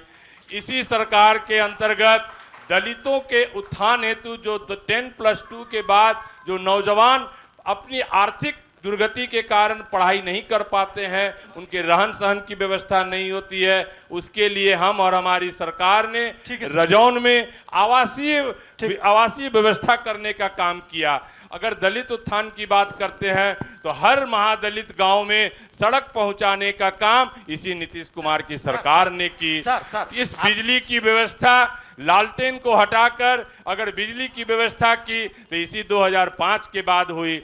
इसी 2005 के बाद जब धोरैया में सिर्फ एक पावर सब स्टेशन था तो इसी सरकार ने पैर में दूसरा पावर सब स्टेशन का निर्माण कराया। रजौन में एक ही था तो सकहरा में दूसरा कराया, और तीसरा में भी चरघुरिया में हो रहा है निर्माण, और चौथा पटवा के मैदान में मनीष कुमार के द्वारा कराया जा रहा है। लालटेन हटाओ और बिजली से चकाचौंध करो। तो जी, आपने सुना है तमाम मुद्दों को जिस तरीके से जनता ने उठाया है। 2025 में अगर जनसुराज यहां से जीत कर आती है, जो तैयारी चल रही है बिहार में, कैसे दूर होगा? तमाम मुद्दों को आपने सुना है, जनता जनार्दन ने जो कहा। देखिए, हम बहुत देर से बड़ी बारीकी से सुन रहे थे जी। अभी ऐसा लग रहा था कि ये डिबेट नहीं हो रहा है, ये भाई और भतीजाबाद के चक्कर में ये दोनों आपस में लड़ रहे हैं, जदयू वाले और आरजेडी वाले। लोग का जो असल मुद्दा है, शिक्षा का, स्वास्थ्य का, रोजगार का, उस सब मुद्दा से भटकाने के लिए ये लोग आपस में बहस कर रहे हैं। और मेन चीज़ क्या है भाई? काम हो रहा है, रोड बन रहा है, पुलिया बन रहा है, भाई पूर्व बना रहे हैं कि वर्तमान बना रहे हैं, इसमें सब लोग उलझाए हुए हैं।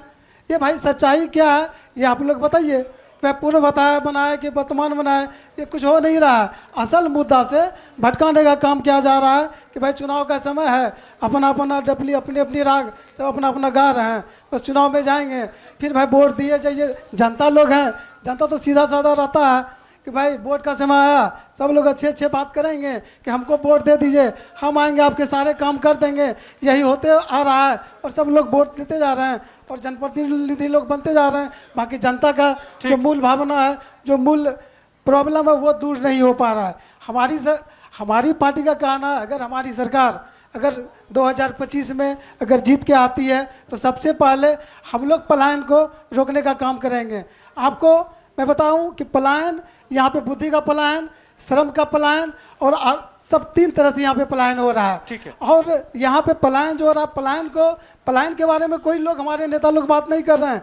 आखिर आपका सरकार 20 साल से, 15 साल से, 35 साल से आप लोगों की सरकार है। यहाँ पे जनता को बताने का काम करिए कि आखिर भाई ये पलायन किसके वजह से यह नहीं रुक रहा है, ठीक है, क्या गलती है जनता का जो आज ये लोग पलायन के लिए दर दर का ठोकर खा रहे हैं। क्यों यहाँ दिल्ली जाना पड़ता है कमाने के लिए, क्यों गुजरात जाना पड़ता है और बिहारी कह के, अपमानित कह के उनको लौटना पड़ता है। ठीक है मनोज जी, ये पलायन का मुद्दा कब रुकेगा? यहाँ पे शिक्षा सुधार, यहाँ पे शिक्षा सुधार कब किया जाएगा? सवाल पूछने के लिए काफी देर से ये खड़े हैं, क्या नाम हुआ आपका? मेरा नाम गौतम मोनू, बटसार पंचायत से। मेरा वर्तमान विधायक जी से सवाल है कि हमारे पूर्व ने पॉलिटेक्निक कॉलेज का निर्माण कराया, अंबेडकर छात्रावास का निर्माण कराया, SH84 का निर्माण कराया, आपने अपने 5 साल के दरमियान में एक बड़ा काम क्या किया वो आप बताएं। भागलपुर कमिश्नरी में एकमात्र ट्रॉमा सेंटर हॉस्पिटल जो कि रजौन में बनना है, ये 17 महीने के तेजस्वी सरकार जब बनाई थी, वो ट्रॉमा सेंटर रजौन में माननीय विधायक भूदेव चौधरी जी के द्वारा बनवाया गया और आप भूदेव चौधरी के द्वारा ट्रॉमा सेंटर हॉस्पिटल का चला गया और आपके विधायक के द्वारा उस ट्रॉमा सेंटर को रजौन से हटाकर बौसी भिजवा दिया गया ताकि आपके विधायक का नाम बना रहे। चूंकि आप ही कहते हैं अगर अच्छा करने का आप बीड़ा उठाए हैं कि हम ट्रांसफार्मर लगा रहे हैं तो हम ही लगाए हैं, हम यहां बना रहे हैं तो हम ही किए हैं, हम सत्ता में हैं, रजौन की घोषणा हो गई, रजौन में काम चालू हो गया और आपके विधायक ने सरकार से मिलकर कि हमारा किरकिरी हो रहा है कि हमने क्या किया तो उसको उठवाकर बौसी भेजवा दिया। यही है आपके विधायक का सच्चाई, यही है आपके पूर्व विधायक की सच्चाई। देखिए अगला सवाल एक बिहार के युवा पूछना चाह रहे हैं। ये एकमात्र विफलता का प्रतीक है। अगर कुछ आ गया तो हम ले आए, अगर नहीं आया तो मनीष कुमार हटा दिया। ये कब तक चलता रहेगा? ये चलिए शुक्रिया। अगला सवाल क्यों न कर रहे हैं? अगला सवाल। मैं ईशान कुमार, बटसार पंचायत से। मैं एनडीए अभी सरकार है वर्तमान में बिहार में। मैं ये पूछना चाह रहा हूं कि इतना पेपर लीक जो हो रहा है युवाओं के साथ, इतना नाइंसाफी ये क्यों हो रहा है? और अभी वर्तमान में मैं बीजेपी के जो हमारे प्रवक्ता है मैं उनको नहीं पहचान रहा हूं, मैं नहीं जान रहा हूं क्योंकि मैं एक युवा हूं और मैं 6 साल से टेक्निकल संस्थान से जुड़ा हूं। आज इतनी बड़ी एसएससी में धांधली हो रही है, हमारे शिक्षकों को पीटा जा रहा है, हमारे स्टूडेंटों को पीटा जा रहा है, ऐसा क्यों हो रहा है? इसका जवाब दीजिए। बिल्कुल मैं बता देता हूं, हमारे बीच सुग्रीव दास जी हैं, बिहार राज्य बाल संरक्षण आयोग के सदस्य, वही जवाब देंगे। सुग्रीव जी। मेरे मित्र ने एक बहुत अच्छा प्रश्न उठाया है कि पेपर लीक बार बार हो रहा है, क्यों हो रहा है? लेकिन मेरे भाई ये पेपर लीक करने वाला कौन है? थोड़ा एक बार आप आंख उठा करके देखिए कि ये कौन है, कहां से आ रहे हैं पेपर लीक करने वाले। इसलिए इसको थोड़ा समझ, नहीं ऑस्ट्रेलिया से नहीं आ रहा है, राजद के कार्यकर्ता है, 80% कार्यकर्ता राजद से आया हुआ है, आप नहीं जानते हैं। अब मैं सर एक मिनट, आपका प्रशासन क्या करता है? अरे जेल में भेजा सर, एक मिनट, जेल में दर्जनों लोगों को पकड़ के जेल में डाला है, दर्जन भर लोगों को पकड़ के जेल में डाला है। आप कह रहे हैं कि प्रशासन क्या कर रहा है? हेलो इसको समझना पड़ेगा।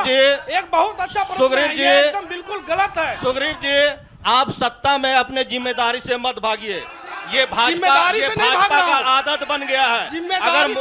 अगर मोदी जी से कोई सवाल पूछे तो नेहरू पे जाते हैं। अगर आपसे अभी सवाल पूछ रहा है पेपर लीक का तो राजद वाला, अगर आप सरकार में कर क्या रहे हैं जी? आपके पास गृह मंत्रालय है, आपके पास प्रशासन, दोनों महानुभाव से ये 17 महीने के सरकार में एक भी पेपर लीक हुआ होने वाला नहीं है और आने वाला समय में और भी कठोर कार्रवाई किया जाएगा। अगर 17 महीने के सरकार में एक भी पेपर लीक हुआ।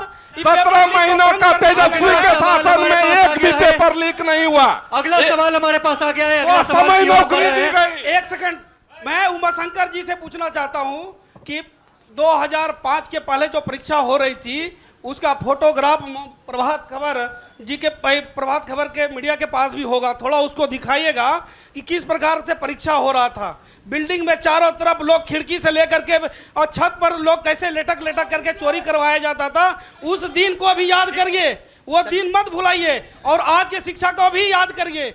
और अनेकों विषय हमारे मुनीलाल जी ने भी और उमाशंकर जी ने भी, विकास के बारे में कुछ जानकारी ही नहीं है। हम सब लोग विधायक के प्रतिनिधि बन करके बैठे हैं, लेकिन विधायक ने कौन सा काम किया इसके बारे में हमको कुछ मालूम नहीं है। दूसरे ठीक है, शुक्रिया। आप दोनों महानुभाव का शुक्रिया। अगला सवाल सर, अगला सवाल के लिए यहाँ पर जनता खड़ी है। अगले सवाल के लिए जनता करिए, सुन लीजिए। अगला सवाल सुन लीजिए। अगला सवाल बताएंगे। अगला सवाल कम्युनिस्ट पार्टी सर, देखिए जनता पूछ रही है आपसे, सुन लीजिए एक बार। सर प्लीज देखिए, यहाँ पर खड़े हैं आप सिर्फ 20 साल का दिखाइए। शंकर जी प्लीज सुन लीजिए ना, बोलिए अपना नाम पहले। चाचा जी बताइए। मैं राजेंद्र प्रसाद दास ग्राम जयपुर धोरिया से हैं। मेरी एक स्थानीय समस्या है, धोरिया प्रखंड की समस्या है। वो किसानों के हित की समस्या है कि हिरंबी बांध से एक डांड निकला हुआ है और उसमें 22 मौजे की किसानों की ज़मीन की सिंचाई होती थी। भले ही आज समरसेबुल और बोरिंग की ज़माना आ गया है, लेकिन फिर भी क्या उस डांड को ऐसे ही भर दिया जाएगा या उस डांड का नया रूप दिया जाएगा? यही सवाल मेरा है। इस सवाल का जवाब चाहे वर्तमान विधायक दे या भूतपूर्व विधायक दे। चलिए वर्तमान विधायक हिरंबी बांध एक महती योजना थी और भूदेव चौधरी का एक बहुत ही ग्लोरियस वो योजना था। उसके लिए बड़ी परेशान होकर के हिरंबी बांध को बनवाया गया था। उस समय डांड की थोड़ी सी समस्या है, तो उस समस्या का समाधान शीघ्र करवाया जाएगा। क्योंकि बरसात का मौसम आ गया, हर डांड के खुदाई के काम चल रहा था, उसका भी खुदाई होना है और जहां पर पक्की का जरूरत है वो होगा। हिरंबी का जवाब आ गया, आगे बढ़िए, आगे बढ़िए। सवाल है सर, थोड़ा आ जाए क्योंकि उधर आने में थोड़ी तकलीफ होगी मुझे। बताएं अपना सबसे पहले नाम बता दें। हिमांशु शेखर सिंह, ग्राम खड़ौंदा का वासी हूँ। मेरा एक सवाल महागठबंधन से है कि आप लोग तेजस्वी यादव को साथ दे रहे हैं। तेजस्वी यादव परिवारवाद के मोह से अभी तक हट नहीं सके हैं, तो वो दलित या महादलित, अरे क्षेत्र का विकास के बारे में बोलिए। क्षेत्र के विकास के बारे में अपने स्थानीय मुद्दों को उठाइए। आपके क्षेत्र में क्या दिक्कत है वो पूछिए, उसका समाधान यहाँ निकलेगा। पटना नहीं है भैया, धोरिया है। तो मैं अभी वर्तमान विधायक भूदेव चौधरी जी के प्रतिनिधि से प्रश्न करना चाहता हूं कि खड़ौंदा पंचायत में आपके द्वारा वर्तमान में या आज तक कौन कौन सा काम संपन्न किया गया है, इसके बारे में प्रकाश डालें। चलिए इसके जवाब में कांग्रेस के जो हमारे साथी बैठे हुए हैं जनप्रतिनिधि गिरीश साहब वो जवाब देंगे। कांग्रेस से जवाब आ रहा है। मैं उनका जवाब दे देना चाहता हूं। जब उन्होंने ऊपर की राजनीति की बात की है, आपको पता होना चाहिए कि जदयू के कोटा से बाप मंत्री रहता है और लोजपा कोटा से बेटी सांसद बनती है और जमाए आरएसएस कोटा से जब बनता है तो उस समय परिवारवाद कहाँ चला जाता है। अमित शाह का बेटा जय शाह का बिना क्रिकेट खेले क्रिकेट बोर्ड का अध्यक्ष बनता है, उस समय कहाँ जब परिवारवाद चला जाता है। अरे भाई, जिसकी जो काबिलियत है, अगर हम राजनीति में है, मेरे पूर्व विधायक मनीष जी अगर राजनीति में है, स्वाभाविक है उसका बेटा भी राजनीति में आने का, लोगों का सेवा करने का काम करेगा और ये हक है उनका, इनको कोई नहीं छीन सकता है। कोई अच्छा सवाल पूछिए। आपका सब जवाब आ गया, आगे लीजिए। सबसे पहले मनमोहन पासवान, उप मुखिया करहरिया पंचायत। हम वोटर लिस्ट के बारे में जरा सा जानना चाहता हूँ। सवाल किससे आपका? 24 में। सवाल किससे है? एनडीए सरकार से। 24 में वही वोटर ने लोकसभा का चुनाव कराया, प्रधानमंत्री बन गया, और जब बारी आई बिहार की 25 में चुनाव, तो वोटर लिस्ट फर्जी हो गया। ये कहाँ का नियम है? और अभी गरीब गुरुआ आधार कार्ड निवासी बनवाइए, वो अपना काम छोड़ के धोरैया आती है, जाति बनाइए धोरैया आती है। ये सारा गरीब गुरुआ पर थोप दिया है ये एनडीए सरकार। पूछ लेते हैं। हाँ, सर बताएंगे। सर जवाब दे दे। सर से जवाब ले लीजिए, सर से जवाब ले लीजिए। जब सुनिए वोटर पुनरीक्षण की बात हमारे एक सदस्य ने किया, बिल्कुल सही किया। वोटर पुनरीक्षण, अरे सुनिए ना भाई, अरे भाई, अरे साहब, अरे जरा अपना गर्मी बाहर झाड़िएगा, सुनिए ना, रखिए ना भाई। जवाब सुनिए हमारे एक सदस्य मित्र ने वोटर पुनरीक्षण की बात की। मैं उन्हें जानकारी दे देता हूं कि जब भी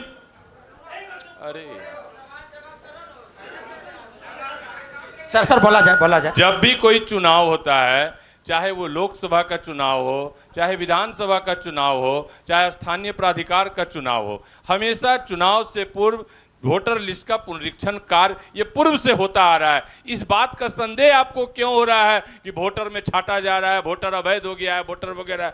स्वाभाविक है, बाकी लोगों को चिंता नहीं हो रही है, लेकिन आपको चिंता हो रही है कि वोटर लिस्ट से छेड़छाड़ किया जा रहा है। यह तो नित्य प्रक्रिया है।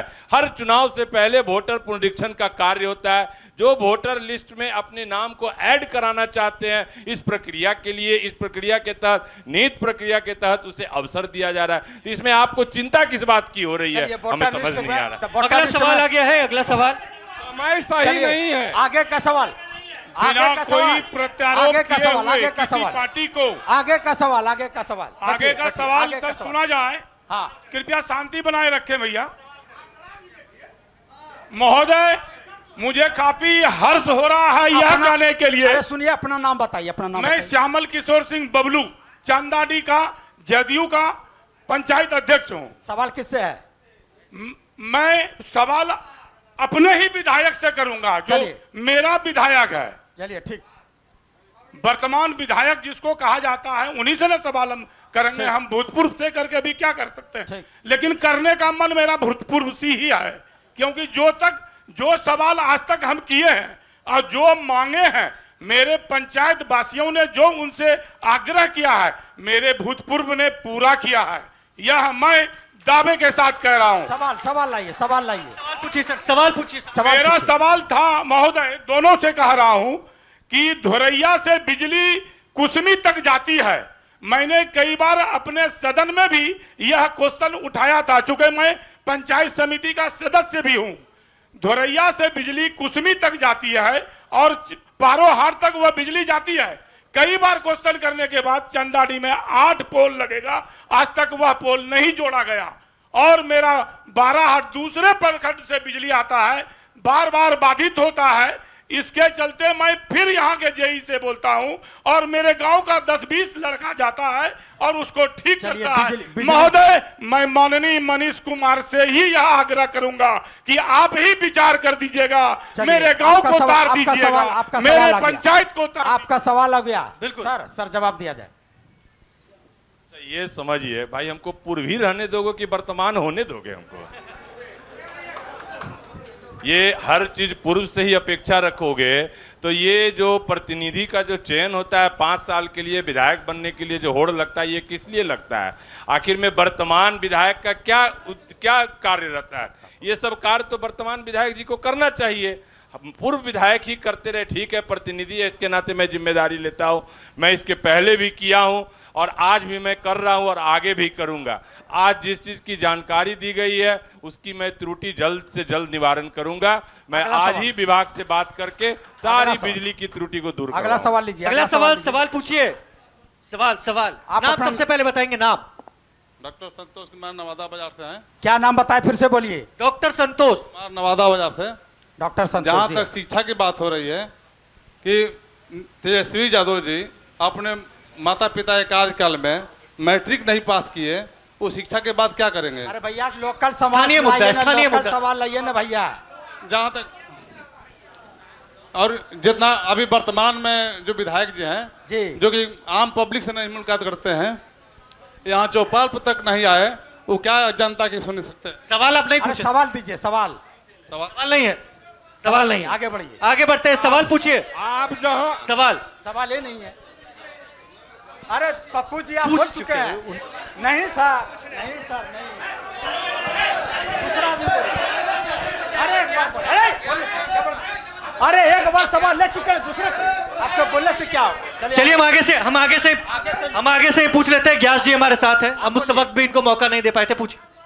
जी, मेरा नाम ग्यास खां हुआ, मैं सिज्जत पलियास पंचायत का मुखिया हूँ। नाम बोलिएगा सर, नाम बोलिएगा पुनः आप। मेरा नाम ग्यास खां, मैं सिज्जत पलियास पंचायत का मुखिया हूँ अभी प्रेजेंट में, और मुखिया संघ का अध्यक्ष भी हूँ। जी बहुत बहुत धन्यवाद, आगे बढ़िए। औरों ने कहा कि चमन बदला है, तितली ने कहा कि गगन बदला है।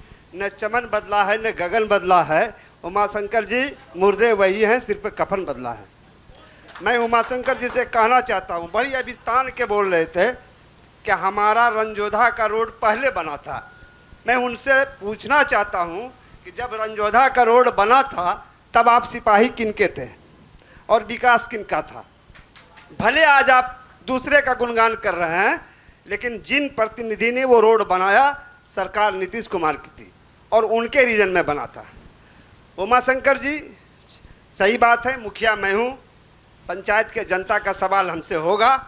सरकार हमारी है, लेकिन धोरिया का नेतृत्व आपके हाथ में है। बिजली की व्यवस्था की बात आप कर रहे थे कि हमने 10 MVA का ट्रांसफार्मर लाया। बरसों से आपके धोरिया ग्रिड से जयपुर और धोरिया फीडर एक साथ चल रहा है। अगर एक भाई बीमार पड़ता है तो झुट्टों का दूसरे को खटिया पर सोना पड़ता है। आपका विधायक क्या कर रहा है? मैं तो विधायक जी आपके होते तो मैं सवाल करता। आप ये न लेखा जोखा दीजिए जो सड़कें नीतीश कुमार की बनी है और उस समय आपके नेता मनीष कुमार थे, उनका जीर्णोद्धार या मेंटेनेंस होना है, वो हो रहा है, सरकार कर रही है। लेकिन आपने ये लेखा देखा दीजिए कि आपने नई सड़कें कैटो बनाया, ये सब लेखा जोखा दीजिए उमाशंकर जी। और पहले की बात अगर आप कर रहे हैं तो अपने दिल पर हाथ रख के बोलिए कि जिनका गुणगान मैं कर रहा हूं उस गुणगान में तो आप भी थे, आप भी हमारे साथी थे, ठीक है, दल के लोग थे, और आज भले दूसरे घर चले गए हैं। आपका सवाल हो गया। सवाल हो गया सर, सवाल हो गया। आप जवाब ले लेते हैं उमाशंकर जी। ठीक आवाज आ रही है, बोलिए। ग्यास भाई ने कहा कि आप वहां थे, काम करने की जिसकी मंशा होती है, काम करने का जिसका नियत होता है, वो जहां रहता है वो बहाना नहीं बनाता है, वहीं रह करके काम करता है। कल वहां थे, वहां भी ठोक करके काम करते थे। जब विधायक बना था उस समय संसाधन भी नहीं था। पहला एक काम था कि विधायक फंड से 50 लाख का पुल एक मुश्त इतना बड़ा योजना देकर के विधायक कोटा से पुल बनवाया। मन्नीहाट में, कदवा में, धोरैया में पुल बनवा करके धोरैया को 2 भागों में विभाजित था। उस समय विधायक ने अपने संसाधन से पुल बनवाने का काम किया। और सर मनरेगा का बोलने दीजिए उनको सर बोल नहीं मुखिया जी बोलने दीजिए उनको, बोलने दीजिए उनको। ग्यास भी ज्यादा जरूरत नहीं है, मैं जानता हूं पैसा था उस समय। मनरेगा का पंचायत चुनाव नहीं हुआ था, उस समय पैसा रिकमेंड विधायक ही क्या करते थे कि कहां क्या बनना है उस पैसे से जो ब्लॉक में आता था, और विधायक ने ही रिकमेंड किया था। नहीं बताई रही बिजली की बात, बिजली की बात रही। बिजली के लिए विधायक जी सदैव तत्पर रहते हैं। 100 सैकड़ों ट्रांसफार्मर बदलवाए होंगे अभी तक में। जब भी खबर मिलती है कि ट्रांसफार्मर खराब है, तार खराब है, स्कूटी, एसडीओ, जेई सबको कहा जाता है। आज उसी का देन है। एक साथी ने कह रहा था कि 125 यूनिट बिजली फ्री दे दिया है तो आप लोगों को खराब लग रहा है। अरे हमारे तेजस्वी जी ने एक बात कहिए, सिर्फ कहने मात्र ही उद्देश्य होता है कि क्रियान्वयन भी होता है, हमने कहने से नहीं, हमने विधान क्रियान्वयन होता है। अरे अगर ट्रांसफार्मर की बात करते हैं कि लगा देते तो अभी एक जवान जो है हमसे मांग नहीं करता, सबसे मांग करता है। जनप्रतिनिधि है, मुखिया को भी करता है। अगला सवाल आ गया है, अगला सवाल हम ले लेते हैं। एक सेकंड, अगर आप ही सब चीज करते हैं, पूर्व रह करके ही सरकार, अगर विधानसभा में बोलने का जरूरत नहीं है विधायक को, विधायक में विधानसभा में बोले गए शब्दों का अगर लोकतंत्र में महत्व नहीं है तो फिर विधानसभा रखने के लिए नहीं होता है। विधानसभा का तरीका है कि संविधान जी नहीं, विधानसभा में 0 आवर होता है। कोई मांग नहीं उठाया। विधानसभा में शंकर जी और मनीष जी विधानसभा में एक सेकंड, विधानसभा मांग के लिए भी होता है और विधानसभा में अपनी इस क्षेत्र की समस्या को रखने के लिए ही विधायक को हम चुन करके भेजते हैं। और अगर हमारे विधायक हर सत्र में अपनी बात उठाते हैं तो वो 100% विधायक का अपनी जिम्मेदारी को निभाते हैं। और अगर आप विधानसभा में बोलना ही नहीं चाहते हैं, मांग ही नहीं करना चाहते तो आप विधायक क्या, आप ऐसे ही ठीक है, इसी तरह से काम करवाइए। ठीक है, अगला सवाल आ गया है, नाम बताएं अपना नाम। मेरा नाम वरुण कुमार यादव हुआ। मेरा घर जो है ना रजौन प्रखंड के तिलकावर अहोदा पंचायत फिकौनपुर गांव में आता है। जो आज से मैं बार बार विधायक जी से, मैं आरजेडी के नेता से भी बोल रहा हूँ कि ये जो है ना मधौनी और फिकौनपुर रोड को बना दिया जाए। आज़ादी के बाद से अभी तक उसमें मिट्टी नहीं भराया गया है। कारण है कि उसमें जो है ना स्थानीय मधौनी गांव का आदमी जो आरजेडी नेता है कहता है कि फिकौनपुर का आदमी आके यहाँ पे आम तोड़ लेगा। क्या फिकौनपुर का आदमी इतना गरीब है जो आम तोड़ लेगा? वहाँ का तो चोरी कर लेगा। उमा शंकर जी ने कई जवाब दे दिया है, गिरीश जी से सिकानपुर में कई योजनाएं विधायक जी का चला है और मैं बता दे रहा हूं कि सिकानपुर में पहाड़ से लेकर के सिकानपुर गांव तक सड़कें बनी है और आजादी के बाद सिकानपुर में उतना योजना का काम नहीं हुआ होगा जो इस 5 वर्षों में हुआ। मुझे पता है कि वहां पर सिर्फ सिकानपुर गांव में 50 करोड़ रुपया का योजना गया है विधायक बुदेव चौधरी के। अगला सवाल है, अगला सवाल। मैं संजय कुमार दास, संभावित प्रत्याशी जनसुराज के, मेरा घर मीरनगर है। मैं ये पूछना चाहता हूँ, शुरू में ही बात हुई पलायन और रोजगार चाहते हैं, आप किससे पूछना चाहते हैं? दोनों पक्ष, सरकार के दोनों पक्ष बोलिए हम पूछना चाहते हैं। चलिए ठीक है, आप चुप रहिए, आप ठीक है, आप रुक जाइए, पूछने दीजिए ना, आपके नेता यहाँ पूछ रहे हैं। हम दोनों पक्षों से ये पूछना चाह रहे हैं कि दोनों की सरकार 35 साल से है, सवाल लेकिन शुरू में यही बात हुई कि पलायन रोजगार की बात हुई, शिक्षा की बात हुई, लेकिन अभी तक हमारे जो लोग, बच्चे गांव से, युवा लोग जो ट्रेन में ठूस ठूस के जा रहे हैं, इस पे क्या पहल किया आज से पहले? भैया मेरे, आप धोरैया का सवाल लाइए ना। धोरैया का ही है सर, हमारे गांव से जा रहे हैं। पलायन का मुद्दा ये राज्य स्तरीय मुद्दा है, आप धोरैया का सवाल लाइए। और कई सवाल, धोरैया का कई सवाल उठ गए, पलायन को लेकर कई सवाल लोगों ने पूछा है, लेकिन इस पे क्या पहल हुई ये हम जानना चाहते हैं आप लोगों से, दोनों पक्षों से। चलिए सर बता दीजिए, आप ही बता दीजिए सर, मनीष सर बता दीजिए। चुप रहिए। स्वाभाविक है, आपके नेता ही कहते हैं कि सबसे पहले शिक्षा सर्वोपरि है, पलायन अगर रोकना है तो शिक्षित होना अनिवार्य है। आपके घर के ही बगल में मनीष कुमार के द्वारा इसी सुन नहीं रहे, सुनिए जरा भाई साहब, आपके बगल में ही शिक्षा के लिए ही, उत्कृष्ट शिक्षा के लिए ही सरकार के द्वारा पॉलिटेक्निक कॉलेज बनाया गया ताकि वह शिक्षित होकर हाथ में हुनर आए और उसे बाहर जाने की जरूरत नहीं पड़े, यही अपने रोजगार की व्यवस्था हो। मनीष कुमार के द्वारा, सरकार के द्वारा, आपके ही इसी धोरैया में चपरी में बच्चों के उत्थान के लिए मैं फिर दोहराता हूं कि जब तक शिक्षित नहीं होंगे आपका उत्थान नहीं होगा। आपका विकास का अगर कोई बाधक है तो वो अशिक्षा है और शिक्षा को ही प्राथमिकता देकर मनीष कुमार ने सरकार के माध्यम से आवासीय विद्यालय बनाया। मैं शुरू से ही कह रहा हूं कि मेरी प्राथमिकता शिक्षा है, यह सुरक्षित क्षेत्र है। यहाँ के बच्चे जब तक पढ़ेंगे नहीं तो स्वाभाविक है उन्हें उत्कृष्ट माहौल नहीं मिलेगा। मेरी प्राथमिकता है कि लोगों को शिक्षित करूं, लोगों को शिक्षा के माहौल दे सकूं। चलिए अगला सवाल। टेक्निक कॉलेज में धोरैया का कितना विद्यार्थी पढ़ेगा? अगला सवाल। डायरेक्ट एडमिशन होना है धोरैया के लोगों को क्या? ठीक, अगला सवाल सुन लेते हैं। मेरा नाम अमृतेश कुमार हुआ। क्या नाम बताए? नाम बोलिए जोर से। अमृतेश कुमार। अमृतेश कुमार बोलिए, सवाल किससे है आपका? सवाल धोरैया का ही वासी हूँ। सवाल किससे है? मेरा सवाल पूरे बिहार के धोरैया के लोगों से मैं पूछना चाहता हूँ। लोगों से भाई, आप प्रतिनिधि से पूछिए ना भाई। मेरी पूरी बात सुन लीजिए, 2 मिनट बोलने के लिए मौका। अच्छा बोलिए आप। यहाँ पे जितने लोग बैठे हुए हैं सभी लोगों से मैं पूछना चाहता हूँ कि क्या जो पूर्व की सरकार थी और जो सरकार निवर्तमान में अभी है, ये दोनों एक दूसरे के साथ थे, हाँ थे ना, फिर भी स्थिति को बदल नहीं पाए। अभी एक दूसरे से लड़ाई कर रहे हैं, एक दूसरे से आरोप प्रत्यारोप कर रहे हैं। क्यों नहीं जनता ये सिस्टम को ही बदल दे, एक नई दिशा की ओर बढ़े, एक नई सोच को लेके आगे बढ़े। चलिए, बोलिए। बहुत धन्यवाद, बहुत धन्यवाद। आगे चलिए, आपका सवाल और जवाब आप ही का सवाल पूछिए, सवाल पूछिए। सवाल, अगला सवाल पूछिए। सवाल है, हाथ उठाए।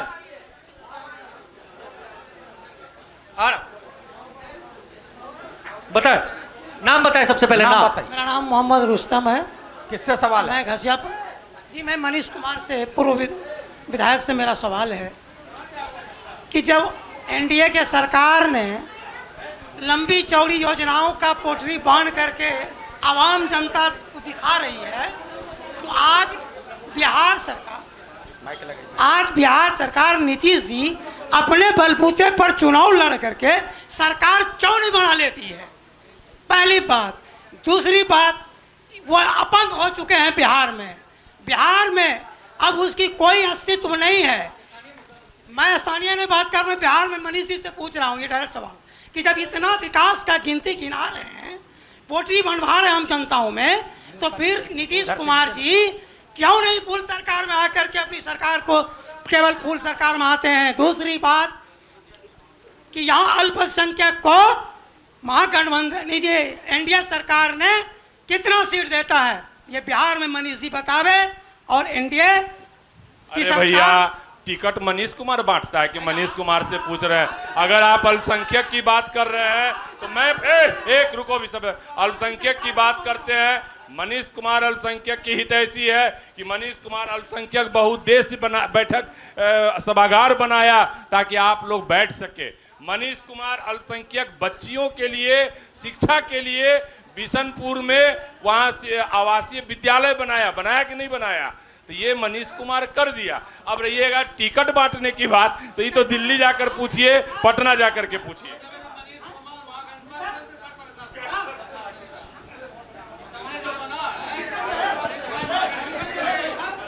एक सवाल हम इधर से ले लेते हैं, इस साइड हम नहीं आए थे। सवाल, नाम बताइए, नाम सबसे पहले। मेरा नाम जोर से मेरा नाम गणेश कुमार गुंजन है। भदौरिया से मैं 2 बार मंडल क्या नाम बताया आप? गणेश कुमार गुंजन, और अभी जिला में पदाधिकारी हूँ। जनता आपके चौपाल में बैठा हुआ है और वर्तमान विधायक कहाँ से आया? जनता किससे सवाल और जवाब करेगा? वर्तमान विधायक के प्रतिनिधि सामने बैठे। अरे उनके प्रतिनिधि बैठे हुए। वर्तमान विधायक तब तो वर्तमान नंबर बनाना होगा। चलिए ठीक है, उनके सामने बैठे हुए वही जवाब दे रहे हैं।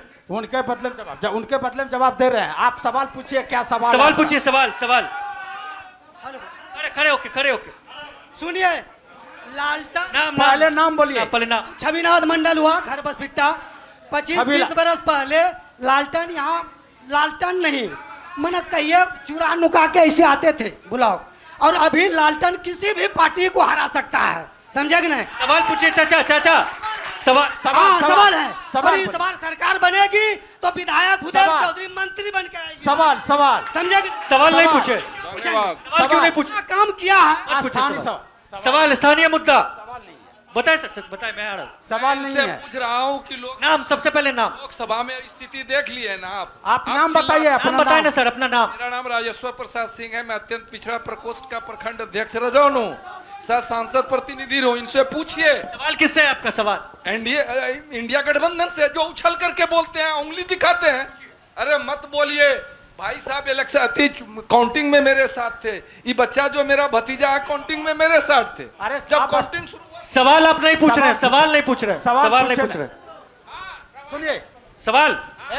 सुनिए, इधर आइए।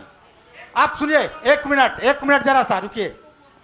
भाई मेरे, आप लोगों के चौपाल ये पटना में नहीं लगा है, धौरैया के अंचल कार्यालय में लगा हुआ है। आप लोग सवाल पूछ रहे हैं पटना का, आपका जनप्रतिनिधि बैठा हुआ आपका जवाब देने के लिए।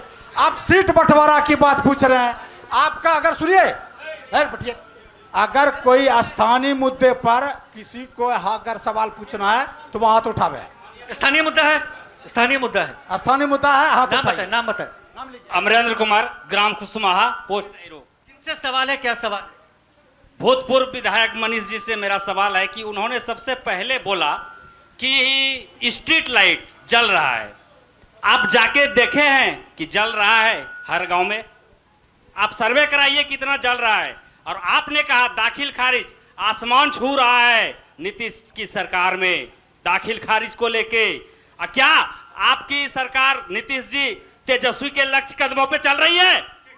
चलिए मनीष जी, हम आपसे भी पूछ, हो गया पहले सुन लीजिए ना, कंफ्यूज हो जाएंगे ना नेताजी, कंफ्यूज हो जाएंगे। नहीं, इसलिए कि तो हमारे तेजस्वी जी ने 2000 रुपया वृद्धा पेंशन और माँ बहन योजना 2500, क्या 1100 ही?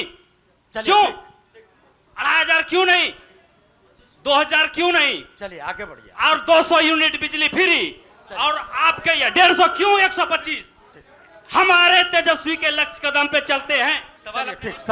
जवाब आपने लाइट से रिलेटेड पूछा, लाइट का जवाब दे देंगे। मनीष जी भी बैठे हैं और वर्तमान विधायक के प्रतिनिधि भी बैठे हैं, दोनों से पूछ लेंगे क्योंकि इनका भी जवाब लेना बहुत जरूरी है। सर मनीष जी, मैं बिंदुवार बता देता हूं, ये रबड़ का मुंह है। 200 क्यों, 2000 बोल दीजिए, 5000 बोल दीजिए। कहां से आता है बिजली ये पता है? बिजली कैसे उत्पादन होता है? बिजली उत्पादन में लागत होता है महोदय। मैं बता देना चाहता हूं, ये बिहार, सुनिए पहले बात सुनने दीजिए। देखिए ये जानकारी मैं दे देता हूं, हमने आपको मौका दिया, सुन लीजिए उनको भी। मैं जानकारी दे देता हूं, ये बिहार राज्य ही एक ऐसी व्यवस्था की है, मैं बता देता हूं पूरे देश में, जो सबसे कम रेट में बिजली देकर सब्सिडी मुहैया कराती थी पहले भी, और अभी 125 यूनिट बिजली जो देने की बात की है। सरकार के मन में भी रहता तो वो 125 नहीं, वो 1225 कर सकती थी, लेकिन बजट के अनुसार ही वो देने का काम करेगी। 125 मिल रहा है, और बहुत से ऐसे हमारे मध्यम वर्गीय घर हैं जो कि 125 यूनिट बिजली खपत भी नहीं कर पाएगी। ये डाटा के अनुसार ही सरकार ने यह निर्णय लिया। जहां तक आपने बात किया स्ट्रीट लाइट की, ठीक ही कह रहे हैं, सभी जगह नहीं लगा है।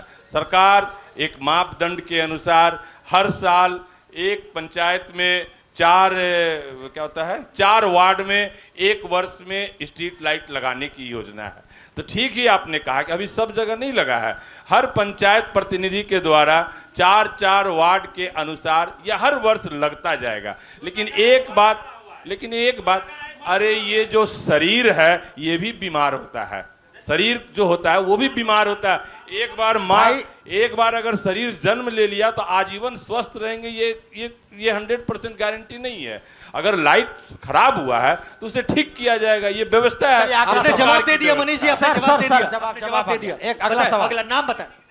मेरा नाम सुभाष सिंह है, मैं दोरिया का रहने वाला हूँ, आम आदमी हूँ, और आम आदमी से जुड़ा हुआ ये मेरा एक सवाल है। सबसे पहले तो आप लोग को धन्यवाद जो जनता को और प्रतिनिधि को एक मंच पर लाए। मेरा सवाल ये है कि ये धोरैया बहुत पिछड़ा हुआ क्षेत्र है। हमको सभी आने वाले चुनाव में प्रतिनिधि, सभी पार्टी के प्रतिनिधि से ये जानना है कि धोरैया के विकास के लिए अगर आप विधायक बनते हैं, आपकी पार्टी के लोग विधायक बनते हैं, तो क्या रोड मैप है बेरोजगार युवकों के लिए, किसानों के लिए? किसानों के लिए बहुत अच्छा सवाल है, मैं जवाब देता हूं। और मैं पहले ही पूछता हूं जरा सा सर, जितने भी बेरोजगार युवक हैं यहाँ, शिक्षा पे, रोजगार पे, किसानों पे और गरीब मजदूरों पे क्या आपके पास रोड मैप है? क्या विकास का कार्यक्रम होगा? देखिए बिल्कुल, हम आपको रोकना चाहेंगे, माफी चाहेंगे उसके लिए।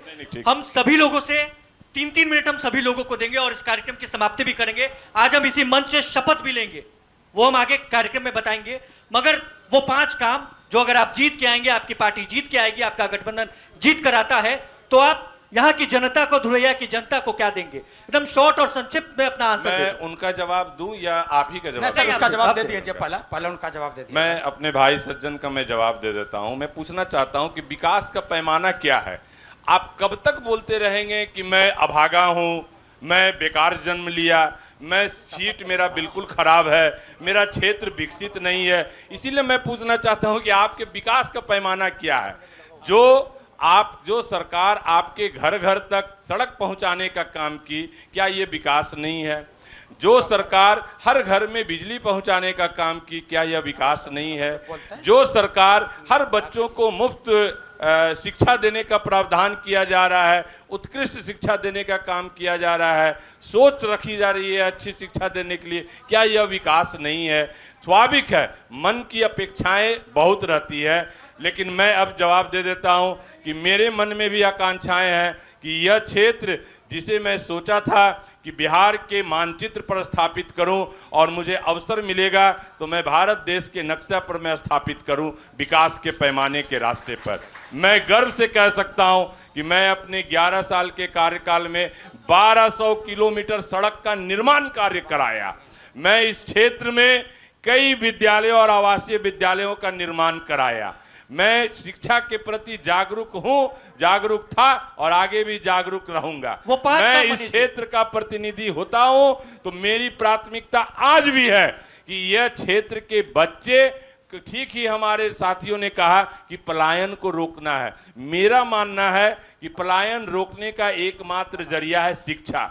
मैं अपने लोगों को ज्यादा से ज्यादा शिक्षित कर सकूं, इसके लिए मैं ज्यादा से ज्यादा विद्यालयों का निर्माण कराऊंगा। और विशेष तौर पर जो अब मेरी इच्छा थी कि मैंने सड़कों का जाल तो बिछा दिया था और यह 5 वर्ष मेरा था, जिम्मेदारी का निर्वाह करना था कि मैं सिंचाई की ओर लोगों की अपेक्षाओं को पूरा करूं। वह सिंचाई कार्य मुझे अब मौका मिलेगा। मैं आश्वस्त करता हूं कि अभी भी मैं सिंचाई कार्य बहुत कराने के लिए तत्पर लगा हुआ हूं और आगे जब अवसर मिलेगा तो सिंचाई कार्य से इस क्षेत्र को संतुष्ट करूंगा। यह मेरा आपसे वादा है, यह मेरा आपसे वादा है। शुक्रिया आपका मनीष जी। उमा शंकर जी, एक मिनट, उमा शंकर जी, वो 5 काम मैं आपको बता दूं कि मैंने पहले ही बताया कि सिंचाई के क्षेत्र में पहले भी और आज भी माननीय भूदेव चौधरी जी के द्वारा अथक प्रयास किया जा रहा है, जिसका परिणाम है कि मैंने बताया कि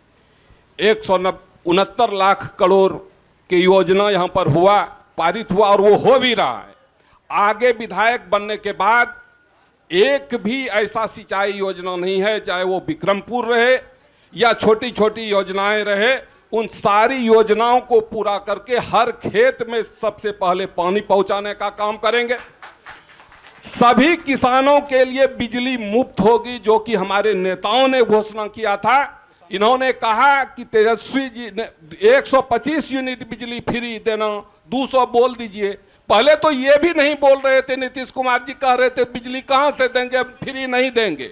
लेकिन नीतीश जब तेजस्वी जी ने 200 यूनिट फ्री करने की घोषणा की तो 125 यूनिट हो गया। जिस समय नौकरी 10 लाख देने की ये बात की तो उन्होंने कहा कि कैसे होगा, आपके किसानों को बिजली मुफ्त देंगे। शिक्षा व्यवस्था जो है, शिक्षा व्यवस्था खोलने की जरूरत नहीं है।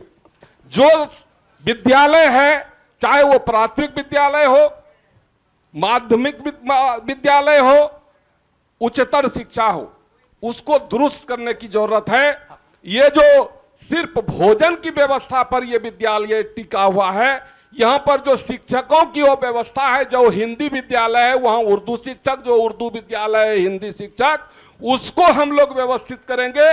हर पंचायत में एक आदर्श विद्यालय, उसी शिक्षकों और उसी विद्यालयों के को मिलाकर एक आदर्श विद्यालय का निर्माण करने का प्रयास करेंगे, ताकि उस पंचायत के विद्यार्थी अच्छे से शिक्षा प्राप्त कर सके। आगे बढ़िए, शिक्षा से आगे बढ़िए। तीसरा काम, तीसरा नहीं, चौथा हो गया, चौथा बोलिए, 3 हो गया। चौथा काम रोजगार देने के लिए हम लोग तत्पर हैं कि रोजगार कैसे प्राप्त हो। हम लोग लोगों को, युवाओं को ज्यादा से ज्यादा लोन कैसे प्राप्त हो और कम ब्याज के दर पर लोन प्राप्त हो, उसको ट्रेनिंग दिया जाए और उसको घर में छोटा छोटा कुटीर उद्योग स्थापित करके उसको रोजगार दिलवाने का काम करेंगे। मत्स्य पालन, रोजगार से आगे बढ़िए, आगे चलिए, बहुत उसमें और आगे। पांचवा काम जो हम लोगों का है कि यहाँ पर जो व्यवस्थाएं हैं, भ्रष्टाचार जो है, जिसको लेकर रात दिन लोग परेशान रहते हैं। अंचल में न कोई दलाल रहेगा, न प्रखंड में कोई दलाल रहेगा। किसान सीधे आएगा, अपना रसीद कटाएगा, दाखिल खाली कराएगा, मोटेशन कराएगा, जाति प्रमाण पत्र, आवासीय प्रमाण पत्र बनवाएगा। अगर कोई पदाधिकारी हिम्मत करेगा, हिमाकत करेगा जनता को धोखने का, सही काम नहीं करने का, उसके ऊपर अनुशासनिक कार्रवाई करवाने का प्रयास करेगी। आपका बात हो गया। अब गिरीश जी। एक मिनट आप सुनिए। सरकार की ओर से और विपक्ष की ओर से दोनों तरफ से 5-5 मुद्दे आ गए हैं। हाँ। अब हमको लगता है मुनीलाल बाबू और गिरीश बाबू तो वही बात फिर बोलेंगे जो ये बोले हैं। मनीष बाबू जो बोले, सुग्रीव बाबू वही बोलेंगे, आप भी यही बोलिएगा। आप जनसुराज से बोल दीजिए कि आप क्या कर सकते हैं। 5 बात बताइए आप। नहीं, मुद्दा तो वही है सर, मुद्दा तो वही है। चलिए आगे आइए। सर आपका हो गया। हमें दिया जाए मौका, हमारी पार्टी के एजेंडा है वो बात रखने का मौका आपको भी देना। चलिए आपको भी देना। बोले। बहुत बहुत धन्यवाद संपादक महोदय। जैसा कि जानते हैं कि बड़े बड़े विद्वानों ने कहा है कि गरीबी से निकलने के 3 ही रास्ते। पहला रास्ता होता है शिक्षा, दूसरा रास्ता होता है रोजगार और तीसरा होता है पैसा और पूंजी। तो आप भाई हल्ला करिएगा तो कैसे बोलेंगे? थोड़ा सा मौका दीजिए। सर बोले आप बोले प्लीज सुन लीजिए ना। देखिए मेरी बात सुनिए आप सुनिए ना भैया। जिनको आप भी के मुद्दे पर ये बता रहे हैं कि वो 5 काम क्या करेंगे अगर जीत के आएंगे तो लीजिए। इसको सुन लीजिए, बहुत महत्वपूर्ण बात बता रहे हैं, सुन लीजिए अच्छे से। देखिए अगर अरे भैया आप लोग शांति बनाए रखिए ना। 5 मिनट में 5 मिनट में बिहार को अगर गरीबी से निकलना है तो सबसे पहले शिक्षा पे बेहतर काम करना पड़ेगा। अभी हमारे जो एनडीए और इंडिया गठबंधन के हमारे प्रवक्ताओं ने कहा कि उसी स्कूल को बेहतर कर देंगे, ये कदापि नहीं हो सकता है। ये शिक्षा सुधार तब हो सकता है कि जब आप सैनिक स्कूल, नेतरहाट स्कूल और सिमुरतल्ला विद्यालय के तर्ज पे आप प्रखंड मुख्यालय में प्रत्येक साल 10 पंचायत 5 पंचायत को जोड़ के एक उच्च स्तरीय शिक्षा व्यवस्था वहाँ पे करवा के दीजिएगा, तभी शिक्षा व्यवस्था यहाँ पे सुंदर हो सकता है। अन्यथा उस सरकारी विद्यालय से कभी भी व्यवस्था सुदृढ़ हो नहीं सकता है। दूसरा आपको एक चीज़ और मैं बताना चाहता हूँ कि आज सरकार का जो बजट होता है 3 लाख करोड़, उसमें सबसे ज़्यादा पैसा खर्चा 60,000 करोड़ रुपया शिक्षा पे खर्च किया जाता है। लेकिन फिर भी आज बिहार के शिक्षा का क्या स्थिति है, किसी से छुपा हुआ नहीं है। हमारी सरकार आएगी तो विश्व स्तर का शिक्षा व्यवस्था यहाँ पे लागू कर देंगे। चलिए विश्व स्तरीय शिक्षा दीजिएगा। चलिए दूसरा जो मुद्दा है हम लोग का मेन मुद्दा है पलायन का। आज जो पलायन कर रहा है हमारे यहाँ से नौजवान साथी, हमारे भाई, हमारे राज्य के, हमारे विधानसभा के लोग सब ये पलायन करने का आखिर जो मुद्दा है 10 से 12 हजार कमाने के लिए हम लोग को अगला बताइए। पलायन आप रोकिए। नहीं ऐसे कैसे? अगला के साथ साथ वो भी बताएंगे ना कैसे हम रोकेंगे। हम जानते हैं, वो लोग सब जान रहा है पलायन कैसे रोकिएगा। अगला मुद्दा बताइए। अगला बताइए पलायन के बाद क्या कीजिए। उसके बाद जो है हम लोग का जो आज देखिए यहाँ पे सरकार यहाँ बिहार में फैक्ट्री नहीं लगाएगी। आज 65 साल से 70 साल से 35 साल से कांग्रेस ने राज किया, आरजेडी वालों ने 15 साल राज किया, नीतीश बाबू 20 साल से राज किए, लेकिन यहाँ पे रोजगार बनेगी, रोजगार का व्यवस्था नहीं की है। हमारी सरकार आएगी तो रोजगार के लिए यहाँ पे क्षेत्रीय स्थानीय स्तर पे जो है उद्योग धंधा स्थानीय। 5वां बात बोलिए। हमारी सरकार आएगी तो महिलाओं को आज जो नीतीश बाबू 1% पे जीविका को लोन दे रही है, हमारी सरकार आएगी तो जीविका को 12% पे नहीं, हम 4% पे लोन देंगे महिलाओं और युवाओं को। हमारी सरकार आएगी तो प्रत्येक परिवार को जो 60 साल से ऊपर है उनको 2000 का पेंशन हम लोग यहाँ से दिया जाएगा। और 5वां मुद्दा है जो कि खेती को मनरेगा से जोड़ के हम लोग। आपका सवाल आ गया, आप सुनिए। आज हम इस मंच से एक शपथ लेने वाले हैं। शपथ लोकतंत्र की रक्षा का। वोटिंग परसेंटेज हमें बढ़ाना है, आज इसका प्रण हम लेंगे। तो एक बार हाथ जोड़कर सभी जनता जनार्दन से, तमाम नेताओं से मेरा आग्रह है कि आप अपनी जगह पर खड़े हो जाएं, दाएं हाथ आप आगे रखें और आज हम शपथ लेंगे। मेरे पीछे पीछे आप दोहराएंगे। आप लोग तैयार हैं? मैं शपथ लेता हूं कि मैं अपने वोट की कीमत को पहचानता हूं। मैं वादा करता हूं कि मैं मतदान अवश्य करूंगा, क्योंकि यह मेरा अधिकार ही नहीं बल्कि मेरी जिम्मेदारी भी है। आप सभी जनता जनार्दन का बहुत बहुत शुक्रिया। जोरदार तालियों के साथ इस कार्यक्रम की समाप्ति भी हम करते हैं। तमाम नेताओं का बहुत बहुत शुक्रिया जिन्होंने हमें समय दिया, जिन्होंने बखूबी अपनी बातों को रखा, हमारे मंच पर मौजूद रहे। बहुत बहुत शुक्रिया तमाम जनता जनार्दन का। वोट देने जरूर जाइएगा जब बिहार में चुनाव का ऐलान होगा तब। बहुत बहुत शुक्रिया, बहुत बहुत शुक्रिया आप सभी लोगों का।